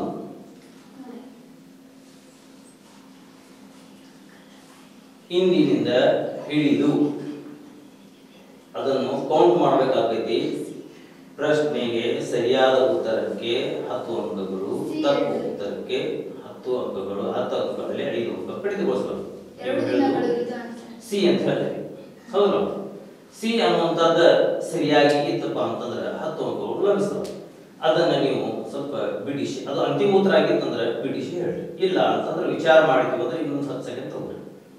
ನಾಳೆ ಮಂಗಳವಾರ ಐತಿ ಸರಿ. Yes. ಇವತ್ತಿಂದ ಹಿಡಿದ ಮಂಗಳವಾರ ಬರಲು ಎಷ್ಟು ದಿನ ಅಂತ ಹೇಳಿದ್ರಿ ನೀವು? 2 ದಿನಗಳು. ಇವತ್ತು ಸೋಮವಾರ, ಸೋಮವಾರ ಮಂಗಳವಾರ 2 ದಿನ. ಅಂದ್ರೆ ಇವತ್ತಿಂದ ಹಿಡಿದ ಅಂತ 2 ದಿನ. ಅಂದ್ರೆ ನೀವು ನೋಡಿ, ಇವತ್ತು ಮಂಗಳವಾರ, ಹೌದಲ್ಲ? ನಾಳೆ ಮಂಗಳವಾರ, ಇಂದಿನಿಂದ ಹಿಡಿದು ಮಂಗಳವಾರ ಬರಲು ಎಷ್ಟು ದಿನ ಬೇಕು? ನಾಳೆ ಮಂಗಳವಾರ ಅಂತಂದ್ರಿ, ಇಂದಿನಿಂದ ಹಿಡಿದು ಮಂಗಳವಾರ ಬರಲು ಎಷ್ಟು ದಿನ ಅಂತ ಕೇಳಿ. ಹೌದು, ಅದಕ್ಕೆ ನೀವು ಹೇಳಿದ್ದಿ ನೀತಿ 2 ದಿನ, ಸಿ 2 ದಿನ ಅಂತಂದಿದ್ವಿ. ಈಗ ಒಂದ್ ದಿವ್ಸ ಬಿಟ್ಟು ಒಂದ್ ದಿವ್ಸ ನೀರು ಬರ್ತಾವ್ರಿ ನಮ್ಮ ನಳದಾಗ ಅಂತ, ಹೌದಲ್ಲ? ಅಂದ್ರೆ ಇವತ್ತು ಬಂದಿದ್ದ ನೀರು ನಾಳೆ ಬರಂಗಿಲ್ಲ, ಮತ್ತು ನಾಳೆ ಬರ್ತೈತೆ, ಹೌದಲ್ಲ? ಇವತ್ತು ಬರುದಿಲ್ಲ, ನಾಳೆ ಇವತ್ತು ಬಂದೈತಿ, ನಾಳೆ ಬರಂಗಿಲ್ಲ, ನಾಳೆ ಬರ್ತೈತಿ. ಒಂದ ದಿವ್ಸ ಬಿಟ್ಟು ಬರ್ತೈತಿ, ಒಂದ್ ದಿವ್ಸ ಬಿಟ್ಟು ಒಂದ್ ದಿವ್ಸ ನೀರು ಬರ್ತೈತಿ ಅಂತೀವಿ ನಾವು. ಅದ್ರ ನೀವು ಕ್ವಶನ್ದಾಗ ಇವತ್ತಿನ ದಿನ ಹಿಡಿದ ಅಂತ ಹೇಳಿರಲಿ ಸರಿ. ನಾಳೆ ಮಂಗಳವಾರ, ಸೋಮವಾರದಿಂದ ನಿನ್ನೆಯಿಂದ ಹಿಡಿದ ಮಂಗಳವಾರ ಬರಕ್ಕೆ ಎಷ್ಟು ದಿನ ಅಂತ ಹೇಳಿದ್ವಿ ನೀವು. ಅದಕ್ಕೆ ನಾವು ಆನ್ಸರ್ ಹೇಳ್ದಂತ ನೀವು ಹೇಳಿದ್ದು ಕರೆಕ್ಟ್ ಅಂತ ನಿಮ್ಮ ವಾದ. ಆದ್ರೆ ನಾಳೆ ಮಂಗಳವಾರ ರೀ, ಇವತ್ತಿನಿಂದ ಹಿಡಿದು ಕೇಳ್ರಿ. ಇವತ್ತಿನಿಂದ ಮಂಗಳವಾರ ಬರಲು ಎಷ್ಟು ದಿನ? ನಾಳೆ ಮಂಗಳವಾರ, ಇಂದಿನಿಂದ ಹಿಡಿದು, ನಾ ಇವತ್ತು ಯಾವ ವಾರ ಅಂತ ನನಗೆ ಗೊತ್ತಿಲ್ಲ, ನಾಳೆ ಮಂಗಳವಾರ, ಇಂದಿನಿಂದ ಹಿಡಿದು ಮಂಗಳವಾರ ಬರಲು ಎಷ್ಟು ದಿನ ಬೇಕು? ಅಂದ್ರೆ ಇದ್ರೊಳಗೆ ಏನು ಪ್ರಶ್ನೆ ಉತ್ತರ ಅಡಗಿದೆ ಅಂತ ನೀವು ಹೇಳೋದು 2. ಆದ್ರೆ ಈಗಾಗಲೇ 5 ಅಂಕ ಉಳಿದವರು 0 ಅಂತಂದ್ರೆ ಈಗ ಅಕಸ್ಮಾತ್ ಇದು ತಪ್ಪಾಗಿತ್ತಪ್ಪ ಅಂತಂದ್ರೆ ಇವರು ಈಗ ಇದರಿಂದ ಡಿಸ್ಕ್ವಾಲಿಫೈಡ್ ಆಗ್ತಾರೆ. ಅದಕ್ಕೆ ರೀತಿ ಅವರು ಇಲ್ಲಿಯವರೆಗೆ ಆಟ ಆಡಿ ಒಂದು ತುಂಬ ಚಾಣಾಕ್ಷತೆಯಿಂದ ಆಡಿದ್ದಾರೆ. ಅದಕ್ಕೆ ಈಗ ನಾವು ಮತ್ತೆ ಅವರಿಗೆ ಹೇಳ್ಬೇಕಂತಂದ್ರೆ ಸರಿಯಾಗಿ ಉತ್ತರ ಕೊಟ್ಟಿದ್ರೆ ರೀತಿ 10 ಅಂಕಗಳು ಲಭಿಸ್ತಿತ್ತು ಅನ್ನುವಂಥದ್ದು ಇತ್ತು. ಯಾಕಂತಂದ್ರೆ ಆಟ ಮುಂದುವರಿಬೇಕಂತಂದ್ರೆ ಅಂಕಗಳಿರ್ಬೇಕು. 0 ಆದ್ಮೇಲೆ ಈ ರೀತಿ ಮುಂದುವರಿಯಕ್ಕಾಗಲ್ಲ. ಅದಕ್ಕೆ ಅವರು 2 ಅಂತ ಹೇಳಿ ಇಲ್ಲಿಗೆ ತಮ್ಮ ಒಂದು ಸರಿಯಾದ ಉತ್ತರವನ್ನು ಕೊಟ್ಟು ಮುಂದುವರಿಯಲು ಅರ್ಹರಾಗಿದ್ದಾರೆ.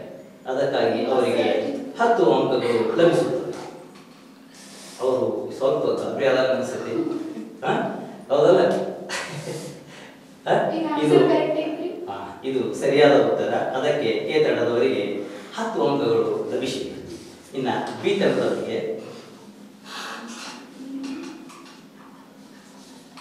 ಬೇರೆ ಪ್ರಶ್ನೆ ಕೇಳಬಹುದು. ಈ ಬಿ ತಂಡದವರಿಗೆ ಏನಂದ್ರೆ ಸಮಾನದವರಿಗೆ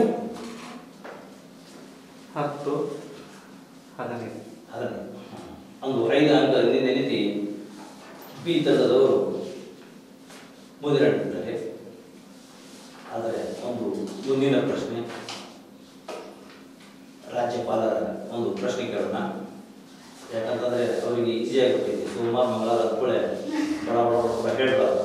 ಅದಕ್ಕೆ ನಾವೇನು ಮಾಡ್ತೀವಿ ಅಂತಂದ್ರೆ ಸ್ವಲ್ಪ ಬದಲಾವಣೆ ಮಾಡಿ ಅವರಿಗೆ ಒಂದು ಬೇರೆ ಪ್ರಶ್ನೆ ಕೇಳಬೇಕಂತ ಹೇಳಿ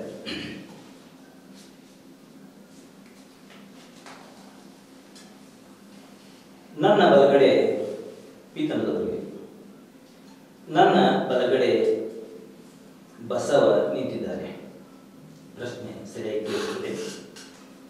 ನನ್ನ ಬಲಗಡೆ ಬಸವ ನಿಂತಿದ್ದಾರೆ. ನಾನು ತಿರುಗಿ ನಿಂತು ನೋಡಿದರೆ ಶಂಕರ ನನ್ನ ಮುಂದೆ ಇದ್ದಾನೆ. ನನ್ನ ಬಲಗಡೆ ಬಸವ ನಿಂತಿದ್ದಾನೆ. ನಾನು ತಿರುಗಿ ನಿಂತು ನೋಡಿದರೆ ಶಂಕರ ನನ್ನ ಮುಂದೆ ನಿಂತಿದ್ದಾನೆ. ಈಗ ಬಸವ ನನ್ನ ಯಾವ ಕಡೆ ನಿಂತಿದ್ದಾರೆ?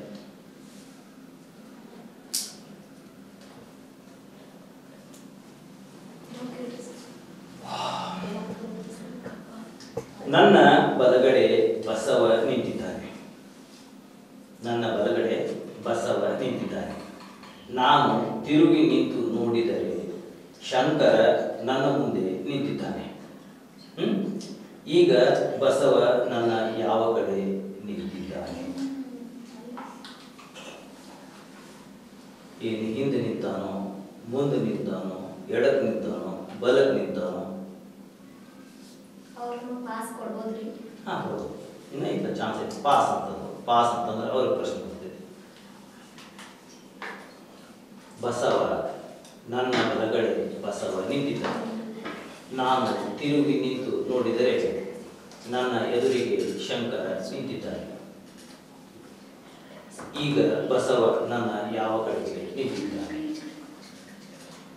ಸರಿಯಾದ ಉತ್ತರಕ್ಕೆ 10 ಅಂಕಗಳು. ಅದೇ ಹೇಳ್ತೀನಿ, ಆಪ್ಷನ್ಸ್ ಇದೆ. ಎದುರುಗಡೆ, ಹಿಂದುಗಡೆ, ಎಡಗಡೆ, ಬಲಗಡೆ, ಇವು 4 ಅದಾವ.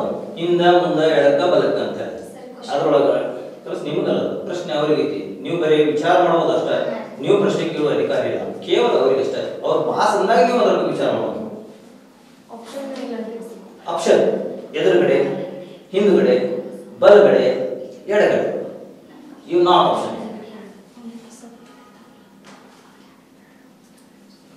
ಬೇಗ ಉತ್ತರಿಸಬೇಕು. ಪ್ರಶ್ನೆಯಲ್ಲಿ ಉತ್ತರ ಅಡಗಿದೆ. ನಮ್ಮ ಎಡಗಡೆ. ನಮ್ಮ ನನ್ನ ಬಲಗಡೆ ಬಸವ ನಿಂತಿದ್ದಾನೆ. ನಾನು ತಿರುಗಿ ನಿಂತು ನೋಡಿದರೆ ಶಂಕರ ನನ್ನ ಮುಂದೆ ನಿಂತಿದ್ದಾನೆ. ಈಗ ಬಸವ ನನ್ನ ಯಾವ ಕಡೆ ನಿಂತಿದ್ದಾನೆ?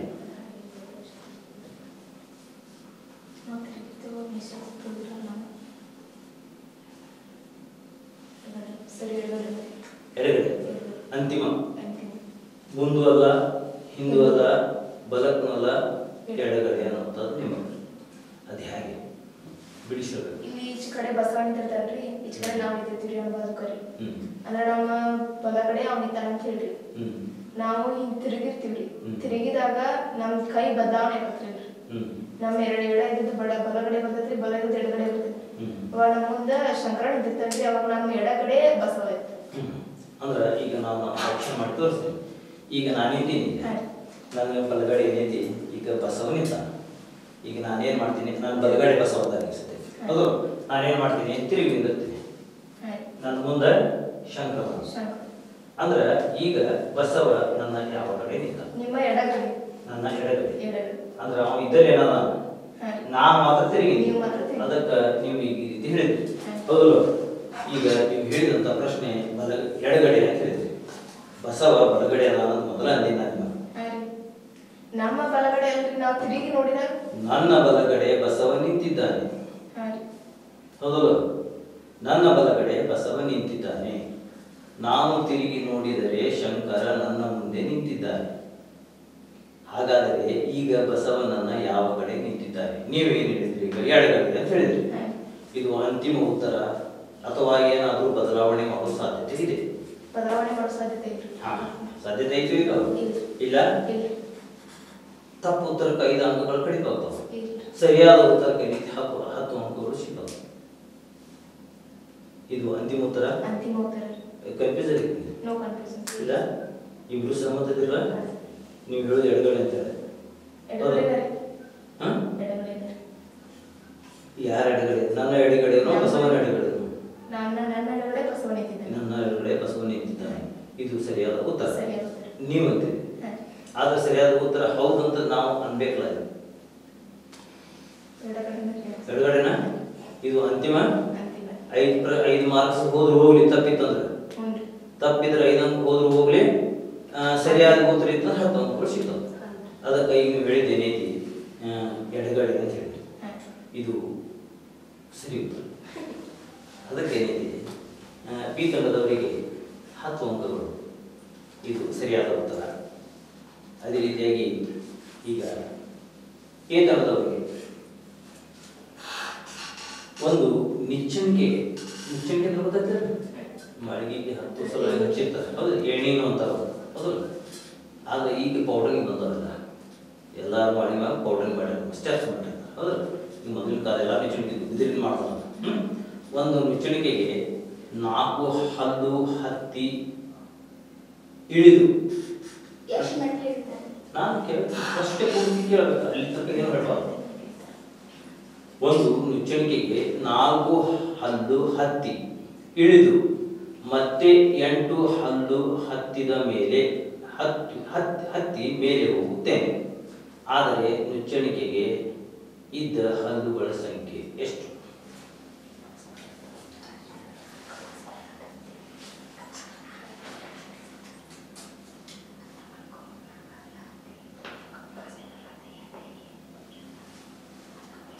ಆಪ್ಷನ್ಸ್ ಕೊಡ್ತೀನಿ. ಒಂದು ನಿಚ್ಚಣಿಕೆಗೆ 4 ಹಲ್ಲು ಹತ್ತಿ ಇಳಿದು ಮತ್ತೆ 8 ಹಲ್ಲು ಹತ್ತಿ ಮೇಲೆ ಹೋಗುತ್ತೇನೆ. ಆದರೆ ಮುಚ್ಚಣಿಕೆಗೆ ಇದ್ದ ಹಲ್ಲುಗಳ ಸಂಖ್ಯೆ ಎಷ್ಟು?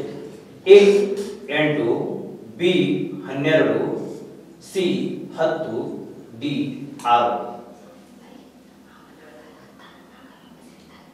ಡಿಸ್ಕಷನ್ ಮಾಡಿ. A 8, B 12, C 10, D 6. Option A 8. ನಿಚ್ಚಣಿಕೆಗೆ ಇದ್ದಂತಹ ಹಲ್ಲುಗಳ ಸಂಖ್ಯೆ 8. ನಾನು ಹೇಳಿದ್ದೆ ನೀವು ಕೂಡಿಸ್ಲೇ ಇಲ್ಲದ್ರ. ಈಗ ನಿಮ್ಮ ಅಂತಿಮ ಉತ್ತರ ಅದ. ಏನಿನ್ನೂ ಬದಲಾವಣೆ ಮಾಡ್ತೀವಿ. ಒಂದು ನುಚ್ಚಣಿಕೆಗೆ 4 ಹಲ್ಲು ಹತ್ತಿ ಇಳಿದು ಮತ್ತೆ 8 ಹಲ್ಲು ಹತ್ತಿ ಮೇಲೆ ಹೋಗುತ್ತೇನೆ. ಆದರೆ ನುಚ್ಚಣಿಕೆಗೆ ಇದ್ದ ಹಲ್ಲುಗಳ ಸಂಖ್ಯೆ ಎಷ್ಟು? 8. ಅಂದ್ರೆ ನೀವು ಹೇಳುವಂತದ್ದು ಏನೈತಿ, ಮೊದಲ 4 ಲೆಕ್ಕದಾಗ ಹಿಡಿಲಾರ್ದ ಮತ್ತೆ 8 ಲೆಕ್ಕದಾಗ ಹಿಡಿಲಾರ್ದ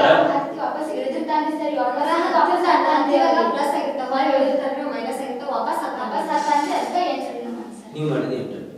ಅಂದ್ರೆ ಒಮ್ಮೆ ಹತ್ತಿದ್ದೇನೈತಿ ಇಳಿದ ಪ್ಲಸ್ ಆಗಿದ್ ಮತ್ತೆ ಮೈನಸ್ ಆಮೇಲೆ ಮತ್ತೆ ಪ್ಲಸ್ ಅಂದ್ರೆ ನೀವು ಈ ರೀತಿ ಲೆಕ್ಕ ಹಾಕಿರಿ. ಆದ್ರೆ ಅದ ಲೆಕ್ಕ ಸರಿ ಆಗ್ಬೇಕಲ್ಲ. ಹೌದಲ್ಲ? ಅದಕ್ಕೆ ಈಗ ಹೇಳಿದ್ದೀರಿ ಎಷ್ಟು ಅನ್ನೋದು ಕ್ಯಾಲ್ಕುಲೇಷನ್ ಮಾಡಬೇಕಾಗಿತ್ತು. ನೀವು ಅವ್ರ ಉತ್ತರ ಸರಿತಿದ್ದೀರಿ ಇಲ್ಲ? ಕಟ್ ಸರಿ ಇತ್ತಂದ್ರೆ 10 ಮಾರ್ಕ್ಸ್ ಸಿಗ್ತಾವ್ರಿಗೆ, ತಪ್ಪು ಇತ್ತಂದ್ರೆ 5 ಮಾರ್ಕ್ಸ್ ಕಟ್ ಆಗ್ತಾವ. ಇದು ಸರಿಯಾದ ಉತ್ತರ ಹೌದು ಅಲ್ಲೋ ಅನ್ನೋ ಕೇಳಿದ್ದೀನಿ. ನೀವು ಅಕಸ್ಮಾತ್ ಹೌದು ಅಲ್ಲೋ ಅನ್ನೋಂತ ಅದ ನೀವು ಹೇಳಿದ್ದು ಕರೆಕ್ಟ್ ಐತಂದ್ರೆ ನಾನು ಯಾವ್ದು ಅವರು ಹೇಳಿದ್ದೆ ಅವರು ವಿಚಾರ ಮಾಡಿದ್ ಸರಿ ಅಂತ ತಿಳ್ಕೋತೀರಿ ಅಷ್ಟ. ನಿಮಗೆ ಮಾರ್ಕ್ಸ್ ಕಟ್ ಆಗಂಗಿಲ್ಲ, ಮಾರ್ಕ್ಸ್ ಸಿಗಂಗಿಲ್ಲ ನಿಮಗೆ. ನೀವು ಎಂಟರ್ ಅಂದ್ರೆ ಅವರು ಹಾಕಿದ ಲೆಕ್ಕ ಏನಿದೆ ಬರಾಬರಿ ಹೌದಲ್ಲ, ಅದು ತಪ್ಪು ಅಂತ ನಾ ತಿಳಿದ್ರೆ ಏನೈತಿ ಅವ್ರಿಗೆ 10 ಮಾರ್ಕ್ಸ್ ಸಿಗ್ತಿದ್ದಿಲ್ಲ. ಅದಕ್ಕೆ ಅವ್ರು ಹೇಳಿದಂತ ಉತ್ತರ ಸರಿಯಾಗಿದೆ. ಅದಕ್ಕೆ ಎ ತಂಡದವರಿಗೆ 10 ಅಂಕಗಳು. ಈಗ ಮುಂದಿನ ಪ್ರಶ್ನೆ ಬಿ ತಂಡದವರಿಗೆ. ಶಿವರಾಮ್ ಕಾರಂತರು ಗೊತ್ತಾಯ್ತು ಕವಿಗಳು? ಶಿವರಾಮ್ ಕಾರಂತರು ನಿಧನರಾದ ವರ್ಷ ಯಾವುದು?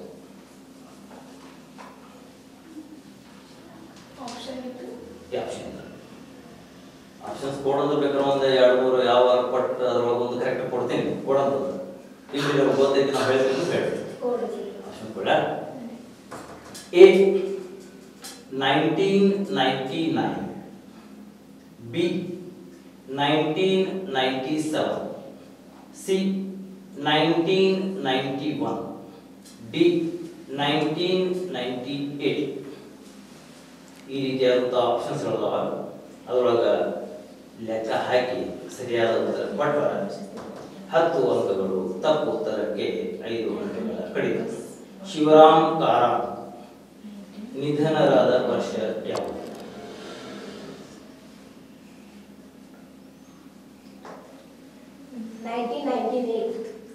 1998. ಇದು ಫೈನಲ್ ಇದ್ರೊಳಗೆ ಬದಲಾವಣೆ ಬೇಡ ಹೌದು.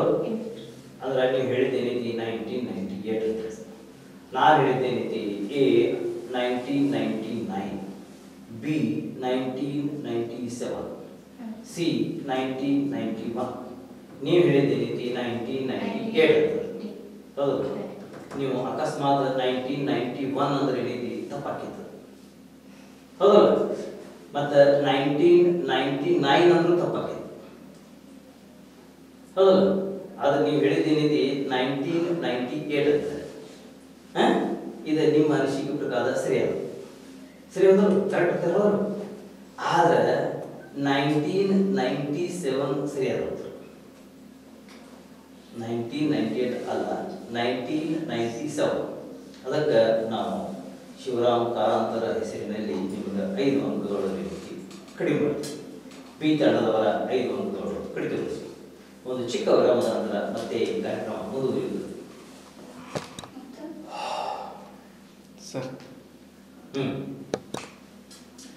ಚಿಕ್ಕ ವಿರಾಮದ ನಂತರ ಮತ್ತೆ ಕಾರ್ಯಕ್ರಮ ಮುಂದುವರಿದಿದೆ. ಇದು ಅಂತಿಮ ಹಾಗೂ ಕೊನೆಯ ಪ್ರಶ್ನೆಗಳಾಗಿವೆ. ಯಾಕಂತಂದ್ರೆ ಯಾವ ಪ್ರಶ್ನೆಗೆ ಯಾರು ಸರಿಯಾಗಿ ಉತ್ತರ ಕೊಡುತ್ತಾರೋ, ಯಾರು ಯಾವ ಪ್ರಶ್ನೆಗೆ ಸರಿಯಾಗಿ ಉತ್ತರ ಕೊಡುವುದಿಲ್ಲೋ ಇಲ್ಲಿಗೆ ಅಂತಿಮ ಆಗಲಿದೆ. ಅದಕ್ಕಾಗಿ ನೀವು ತುಂಬಾ ಚಾಣಾಕ್ಷತೆಯಿಂದ ಉತ್ತರ ನೀಡಿ.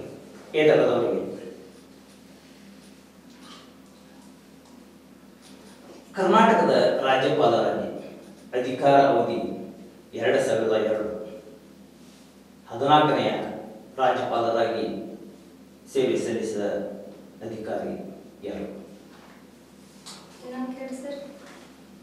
2002 ಕರ್ನಾಟಕದ ರಾಜ್ಯಪಾಲರು, ಅವರ ಕಾಲಾವಧಿ 2002. ಇವರು 14ನೇ ರಾಜ್ಯಪಾಲರಾಗಿ ಸೇವೆ ಸಲ್ಲಿಸಿದ್ದಾರೆ. ಅವರ ಹೆಸರು ಏನು? ಸರಿಯಾದ ಉತ್ತರಕ್ಕೆ 10 ಅಂಕಗಳು, ತಪ್ಪು ಉತ್ತರಕ್ಕೆ 5 ಅಂಕಗಳ ಕಡಿತ. ಅವರು ಪಾಸ್ ಅಂತಂದ್ರೆ ಆ ಪ್ರಶ್ನೆ ಬಿ ತಂಡಕ್ಕೆ ಹೋಗಲಿದೆ.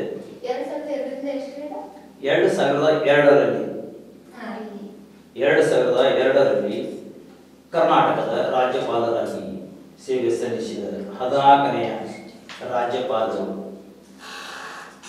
ಯಾರು? 2002ರಲ್ಲಿ ಟಿ.ಎನ್. ಚತುರ್ವೇದಿ. ನೀವು ಹೇಳಿದ್ರೆ ಟಿ.ಎನ್. ಚತುರ್ವೇದಿ ಸರಿಯಾದ ಉತ್ತರ. ಅಂತಿಮ ಉತ್ತರ ಏನು ವಿಚಾರ ಮಾಡಿ ವಿಚಾರ ಮಾಡಿ ತಪ್ಪಾಗಿತ್ತು ಅಂದ್ರೆ ಏನೈತಿ ಈಗ ತಿದ್ದುಕೊಂಡು ಏನೈತಿ ಚೇಂಜ್ ಮಾಡ್ಬೋದು, ಇಲ್ಲ ಸರಿಯಾಗಿತ್ತು ಅಂದ್ರೆ ಇದೇ ಅಂತಿಮ ಮತ್ತು ಸರಿಯಾದ ಉತ್ತರ ಅಂತ ಹೇಳ್ಬೋದು. 2002 ಕರ್ನಾಟಕದ ರಾಜ್ಯಪಾಲರು ಮತ್ತು ಅದರ ಅಧಿಕಾರ ಅವಧಿ 14ನೇ ರಾಜ್ಯಪಾಲರಾಗಿ ನೀವು ಹೇಳುವ ಪ್ರಕಾರ TN ಚತುರ್ವೇದಿ ಅಂತ ಹೇಳ್ತೀವಿ. ಇದು ಅಂತಿಮ ಉತ್ತರ.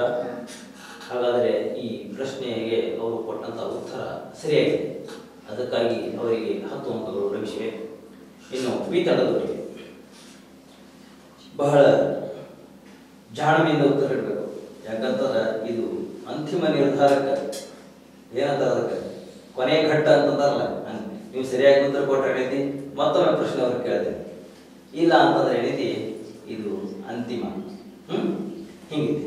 ಅದಕ್ಕೆ ಏನೈತಿ ನೀವು ಯಾಕಂದ್ರೆ ನಿಮ್ಗೆ ಸ್ಟಡಿ ಮಾಡೋಕ್ಕೂ ಟೈಮ್ ಕೊಟ್ಟಿದ್ದು, ಮೇಲಾಗಿ ನಾನು ಇದೆಲ್ಲ ನಿಮ್ಗೆ ಸ್ಟಾರ್ಟ್ ಆಗೋದಕ್ಕಿಂತ ಪೂರ್ವದಲ್ಲಿ ಎಲ್ಲ ಓದಿನೂ ಹೇಳಿದ್ದೀನಿ ನಿಮಗೆ, ಹೌದಲ್ಲ? ಅದು ಇದ್ರೊಳಗೆ ಏನಂತಂದ್ರೆ ನಿಮ್ಗೆ ನೆನಪಿಡಕ್ಕೆ ಎಷ್ಟು ಸಾಧ್ಯತೆ ಐತಿ ಅನ್ನೋಂಥ ಒಂದು ಟೆಸ್ಟ್ ಮಾಡ್ತಾರೆ. ಇತ್ತು ಈಗ ನೋಡ್ರಿ, 6ನೇ ರಾಜ್ಯಪಾಲರಾಗಿ 1972ರಿಂದ 76ರವರೆಗೆ ಅಧಿಕಾರ ಚಲಾಯಿಸಿದ ರಾಜ್ಯಪಾಲರು ಯಾರು? 1972ರಿಂದ 76ರವರೆಗೆ 6ನೇ ರಾಜ್ಯಪಾಲರಾಗಿ ಅಧಿಕಾರ ನಡೆಸಿದ ರಾಜ್ಯಪಾಲರು ಯಾರು? 1972ರಿಂದ 76ರವರೆಗೆ ರಾಜ್ಯಪಾಲರಾಗಿ ಸೇವೆ ಸಲ್ಲಿಸಿದ ಮಹಾನುಭಾವರ ಹೆಸರು ಏನು? 6ನೇ ಕರ್ನಾಟಕದ ರಾಜ್ಯಪಾಲರು ಮತ್ತು ಅದರ ಅಧಿಕಾರ 1972ರಿಂದ 1976ರವರೆಗೆ ಅವರ ಆ ರಾಜ್ಯಪಾಲರ ಹೆಸರು ಏನು? ಇದು ಪ್ರಶ್ನೆ ಬಹಳ ಉತ್ತಮ ಹಾಗೂ ಹೇಳಲೇಬೇಕಾದಂಥ ಪ್ರಶ್ನೆ, ಸರಿಯಾದ ಪ್ರಶ್ನೆ ಆದರೆ ಸಮಾನವಾಗ್ತೈತಿ. ಮತ್ತೆ ಪ್ರಶ್ನೆ ಕೇಳುವ ಸೂಚಿಕಕ್ಕೆ ನಾವು ಹೋಗಬೇಕಾಗ್ತೈತಿ. ನೀವು ತಪ್ಪು ಉತ್ತರ ಕೊಟ್ಟರೆ 5 ಅಂಕಗಳು ಕಡಿತಗೊಳ್ಳುತ್ತವೆ. ಸಮಾನತೆಯಲ್ಲಿ ಏರುಪೇರಾಗಿ ನೀವು ಬೇರೆಯವರಿಗೆ ಮುಂದಿನ ಟೀಮಿಗೆ ಜಯಶಾಲಿಗಳಾಗಿ ಘೋಷಿಸಬೇಕಾಗುತ್ತದೆ ನೀವೇ. ಅದಕ್ಕಾಗಿ ಕರ್ನಾಟಕ ರಾಜ್ಯಪಾಲರು 6ನೇ ರಾಜ್ಯಪಾಲರಾಗಿ 1972ರಿಂದ 76ರವರೆಗೆ ರಾಜ್ಯಪಾಲರಾಗಿ ಸೇವೆ ಸಲ್ಲಿಸಿದ ರಾಜ್ಯಪಾಲರ ಹೆಸರು ಏನು? ಯಾಕಂದ್ರೆ ಇದು ಆಪ್ಷನ್ಸ್ ಕೊಡೋಕೆ ಹೋಗಲ್ಲ, ಯಾಕಂದ್ರೆ ನಾವು ಈಗ ನಿಮ್ಗೆ ಹೇಳಿಬಿಟ್ಟು ಆಮೇಲೆ ಓದಾಗೂ ಸಾಕಷ್ಟು ಸಮಯ ಕೊಟ್ಟ ಅದು ಕೊನೆಯ ಹಂತಕ್ಕೆ ನಾವು ಇದನ್ನು ಹೇಳಿದ್ವಿ. ಅದಕ್ಕೆ ಒಂದು ಯಾವುದಾದ್ರೂ ಸೂಚಿಸಲೇಬೇಕು. ಇದು ಅಂತಿಮ ಪ್ರಶ್ನೆಯಾಗಿದೆ. ಸರಿಯಾದ ಪ್ರಶ್ನೆಗೆ ಸಮಾನ ಅಂಕಗಳಾಗ್ತವೆ. ಇವರು 2 ಸಲ ರಾಜ್ಯಪಾಲರಾಗಿದ್ರು. ಇಲ್ಲ, ಅವು ಯಾವ್ದು ಆಪ್ಷನ್ಸ್ ಅನ್ನು ಕೊಡಬೇಕಲ್ಲ, ಕೊಟ್ಟಾಗ ನೀವು ಹೇಳಿ 2 ಸಲ ಆಗ್ಯಾರೇನ್ರಿ ಅಂತ ಕೇಳಿದ್ರೆ ಏನೈತಿ, ನಾವು ಹೌದು ಅದು ಅನ್ನೋಕ್ಕೆ ಬರಾಗಿಲ್ಲ. ಯಾಕಂದ್ರೆ ನಮ್ಮ ಪ್ರಶ್ನೆ ಒಳಗದಿಲ್ಲ. ನಾವು ಕೇಳಿದ್ದೇನೈತಿ 6ನೇ ರಾಜ್ಯಪಾಲರಾಗಿ ಅಂತ ಅಂದ್ಕೊಳ್ಳಿ, ಅದು ನೀವು ಸೀರಿಯಲ್ ನಂಬರ್ ಪ್ರಕಾರ ನೆನಪಿಟ್ಟಿದ್ರೆ ಅವ್ರ ಹೆಸರು ಗೊತ್ತಾಗ್ಬಿಡ್ತೇವೆ. ಒಂದೇದು. ಎರಡನೇದು, ನಾನು ವರ್ಷ ಹೇಳಾಕತ್ತೀನಿ 1972ರಿಂದ 76ರವರೆಗೆ ಸೀರಿಯಲ್ ನಂಬರ್ ಹಾಗೂ ವರ್ಷ ಹೇಳಿದ ನಂತರ ನಿಮ್ಗೆ ಒಬ್ಬರ ಹೆಸರು ಇರ್ತದೆ, ಅದನ್ನ ನೀವು ಕರೆಕ್ಟಾಗಿ ಹೇಳಿದ್ರೆ ರೀತಿ 10 ಅಂಕ. ತಪ್ಪು ಉತ್ತರಕ್ಕೆ 5 ಅಂಕ.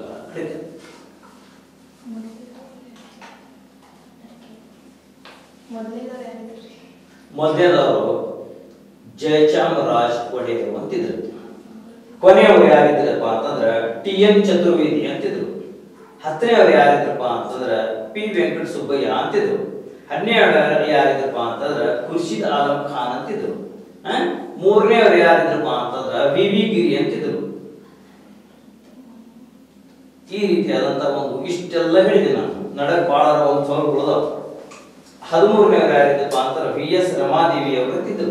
ಇಷ್ಟೆಲ್ಲ ಜನರಿದ್ರು. ಆದ್ರೆ 6ನೇಯ ರಾಜ್ಯಪಾಲರಾಗಿ ಅಧಿಕಾರ ವಹಿಸಿದಂತ 1972ರಿಂದ 76ರವರೆಗೆ ರಾಜ್ಯಪಾಲರಾಗಿ ಸೇವೆ ಸಲ್ಲಿಸಿದ ಮಹಾನುಭಾವರ ಹೆಸರು ಏನು?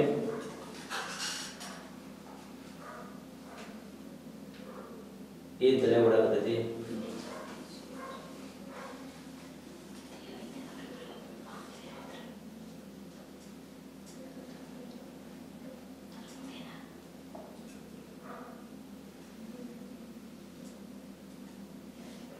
ಇಷ್ಟೆಲ್ಲ ಆಪ್ಷನ್ಸ್ ಹೇಳಿ ನಾನು.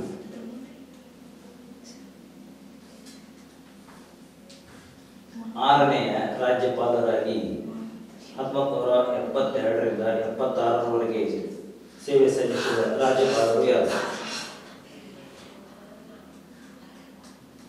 Pass pass. ಮೋಹನ್ಲಾಲ್ ಸುಕಾಡಿ. ನೀವು ಹೇಳುವುದು ಮೋಹನ್ಲಾಲ್ ಸುಕಾಡಿ ಅಂತ. ಇದು ಅಂತಿಮ ಉತ್ತರ. ಯಾಕಂದ್ರೆ ನಿಮ್ಮೊಂದು ಮಾರ್ಕ್ಸ್ ಕಟ್ ಆಗೋದು ಈಗ, ಅಂದ್ರೆ ಒಂದು ಚಾನ್ಸ್ ಐತಿ ನಿಮ್ಗೆ, ಅದನ್ನು ನೀವು ಬೆಳೆಸ್ಕೊಂಡಿರಿ. ಹೌದು, ಈಗಾಗಲೇ ಬೆಳೆಸ್ಕೊಂಡಿರೋದು ಇಲ್ಲ ಹಂಗಿತ್ತಂದ್ರೆ ಮತ್ತೆ ಇದು ಬಂದಿರ್ಬೇಕು ಹಂಗಿಲ್ಲ.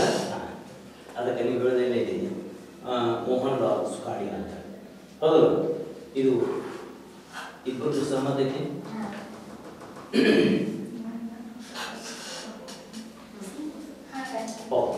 ಅವರು ಹೇಳೋ ರೀತಿ ಕರ್ನಾಟಕ ರಾಜ್ಯದ 6ನೇ ರಾಜ್ಯಪಾಲರಾಗಿ ಮೋಹನ್ಲಾಲ್ ಸುಕಾಡಿ 1972ರಿಂದ 76ರವರೆಗೆ ಸೇವೆ ಸಲ್ಲಿಸಿದ್ದಾರೆ ಅಂತ. ಇದು ಅವರು ನೀಡಿದ ಅಂತಿಮ ಉತ್ತರ ಅಂತ ಅನಿಸುತ್ತೆ. ಸರಿ, ಅದಕ್ಕೆ ಅವರಿಗೆ ಇಲ್ಲಿ 10 ಅಂಕಗಳು ಲಭಿಸಿದೆ. ಇದು ಕೊನೆಯ ಮತ್ತು ಅಂತಿಮ ಉತ್ತರವಾಗಿರುವುದರಿಂದ ಅದು ಸರಿಯಾದ ಉತ್ತರ. ನಿಮ್ಮ ಆಪ್ಷನ್ಸ್ ಸಾಕಷ್ಟು ಕೇಳಿದೆ, ಹೇಳಿ ನಾನು ಅದೇನು ಕನ್ಫ್ಯೂಸ್ ಆಗ್ತೈತೆ. ಅದಕ್ಕೆ ಈಗ ಸ್ಕೋರ್ಗಳು ಇವರ ಎ ತಂಡದವರಿಗೆ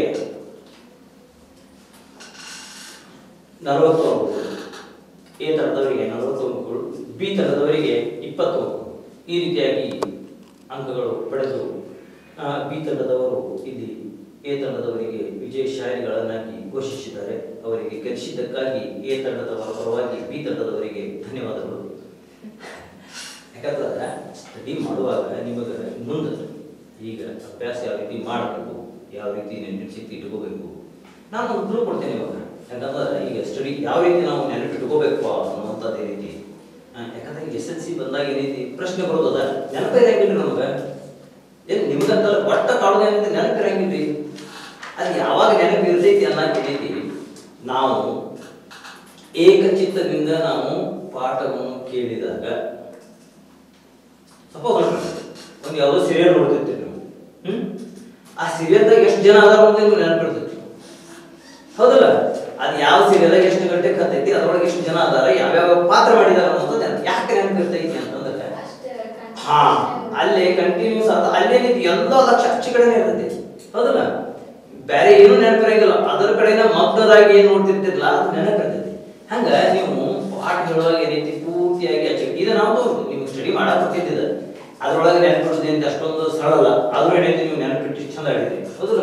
ಆದ್ರೆ ನಾನು ಉದಾಹರಣೆ ಯಾಕೆ ಕೊಟ್ಟೆ ಅಂತಂದ್ರೆ ಸೀರಿಯಲ್ ಅಂತಂದ್ರೆ ನೀವು ಅದನ್ನ ನೆನಪಿಡ್ತೀರಿ, ಇದನ್ನ ಯಾಕೆ ನೆನಪಿಡಕ್ ಆಗುದಿಲ್ಲ ಅನ್ನೋದಕ್ಕೆ ಏನಿದೆ ಉದಾಹರಣೆ. ಅದ ಏನೈತಿ, ನಾವು ಪಾಠ ಹೇಳುವಾಗ ಏನೈತಿ ನಮ್ಮ ಎಲ್ಲಾ ಲಕ್ಷ್ಯನು ಟೀಚರ್ ಕಡೆ ಇರಬೇಕು, ಲೆಕ್ಚರರ್ ಕಡೆ ಇರಬೇಕು. ಅವರು ಬೋಧನೆ ಮಾಡುವಂತ ಬೋಧನೆಗಳು ಇತ್ತಪ್ಪ ಅಂತಂದ್ರೆ ಏನೈತಿ ಬೇಕಾದಂತ ಪ್ರಶ್ನೆಗಳಿವೆ. ಅವಾಗ ನಾವೇನ್ ಮಾಡ್ತೀವಿ, ಅವ್ರು ಹೇಳಿದ್ದೇನೆ ಏನೈತಿ ಅವ್ರ ಮುಂದೆ ನಿಂತು ಹೇಳಿದಂಗೆ ಆಗ್ತೈತೆ ಅವ್ರ ಉತ್ತರ, ಹೌದಲ್ಲ? ಆ ಉತ್ತರ ತರಷ್ಟು ತಾನ ಬರ್ತದೆ ಮುಂದೆ. ಈಗ ನೀವು ಹೇಳಿದ್ರಿ, ಎಷ್ಟು ಚೆನ್ನಾಗಿ ಹೇಳಿದ್ರಿ. ಶ್ರೀಮತಿ ಇಂದಿರಾ ಗಾಂಧಿ ಅವರು ಹೇಳಿದ್ರಿ ಸಂವಿಧಾನ ಪೂರ್ವದಲ್ಲಿ. ಅದ ಹೇಳ್ಬೇಕಂತಂದ್ರೆ ನಾವು ದೊಡ್ಡವ್ರು ನಾವು ಡಿಸ್ಕಷನ್ ಮಾಡುವಾಗ ನಮ್ಮ ಟೀಮ್ನಾಗ ಬೇರೆ ಬೇರೆ ಹೆಸರು ಹೇಳ್ಬಿಟ್ರೆ ಅವರು ನೀವಲ್ಲ ನಮ್ಮ ಟೀಮ್ ಒಳಗೆ ಬೇರೆ ಬೇರೆ ಅದನ್ನ ಹೇಳಿದೆ. ನಾನು ಕ್ವಶನ್ಸ್ ಮಾಡ್ತಿರ್ತಿಲ್ಲ, ಅವಾಗ ಅವ್ರು ಕರೆಕ್ಟ್ ಉತ್ತರ ಕೊಟ್ಟರೆ ಹೇಳಿದೆ ಅವ್ರು ಗೊತ್ತಾಗ್ತಿತ್ತು ಯಾವ ಉತ್ತರ ಐತೆ ಅಂತ ಹೇಳಿ. ಅವರೆಲ್ಲರೂ ಫೇಲ್ ಆದ್ರೆ ನೀವು ಪಾಸ್ ಆದ್ರಿ. ಅಂದ್ರೆ ಚಾತುರ್ಯತೆ ನಿಮ್ಮಲ್ಲಿ ಐತಿ, ಚುರುಕುತನ ಐತಿ.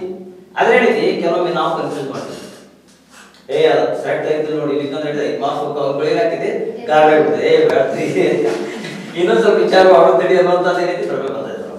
ಅದಕ್ಕೆ ಏನೈತಿ ಭಾಳ ಚೆನ್ನಾಗಿ ಆಡಿದ್ರು, ಹೌದು. ಈಗ ಅಂತಿಮ ಏನು ಅಂತಂದ್ರೆ ಒಂದು ಕೊನೆಯ ಕಾರ್ಯಕ್ರಮ, ಒಂದು ನಾವು ನೆನಪಿನ ಕಾಣಿಕೆ ಅಂತ ಹೇಳಿ ನಾವು ನಿಮಗೆ ನಿಮ್ಮ ಸಂಗಡ ಏನೈತಿ ಯಾರ್ಯಾರು ಬಂದಿದ್ದಾರೆ ಅವರಿಗೂ ಕೂಡ ಕರಿತೀವಿ.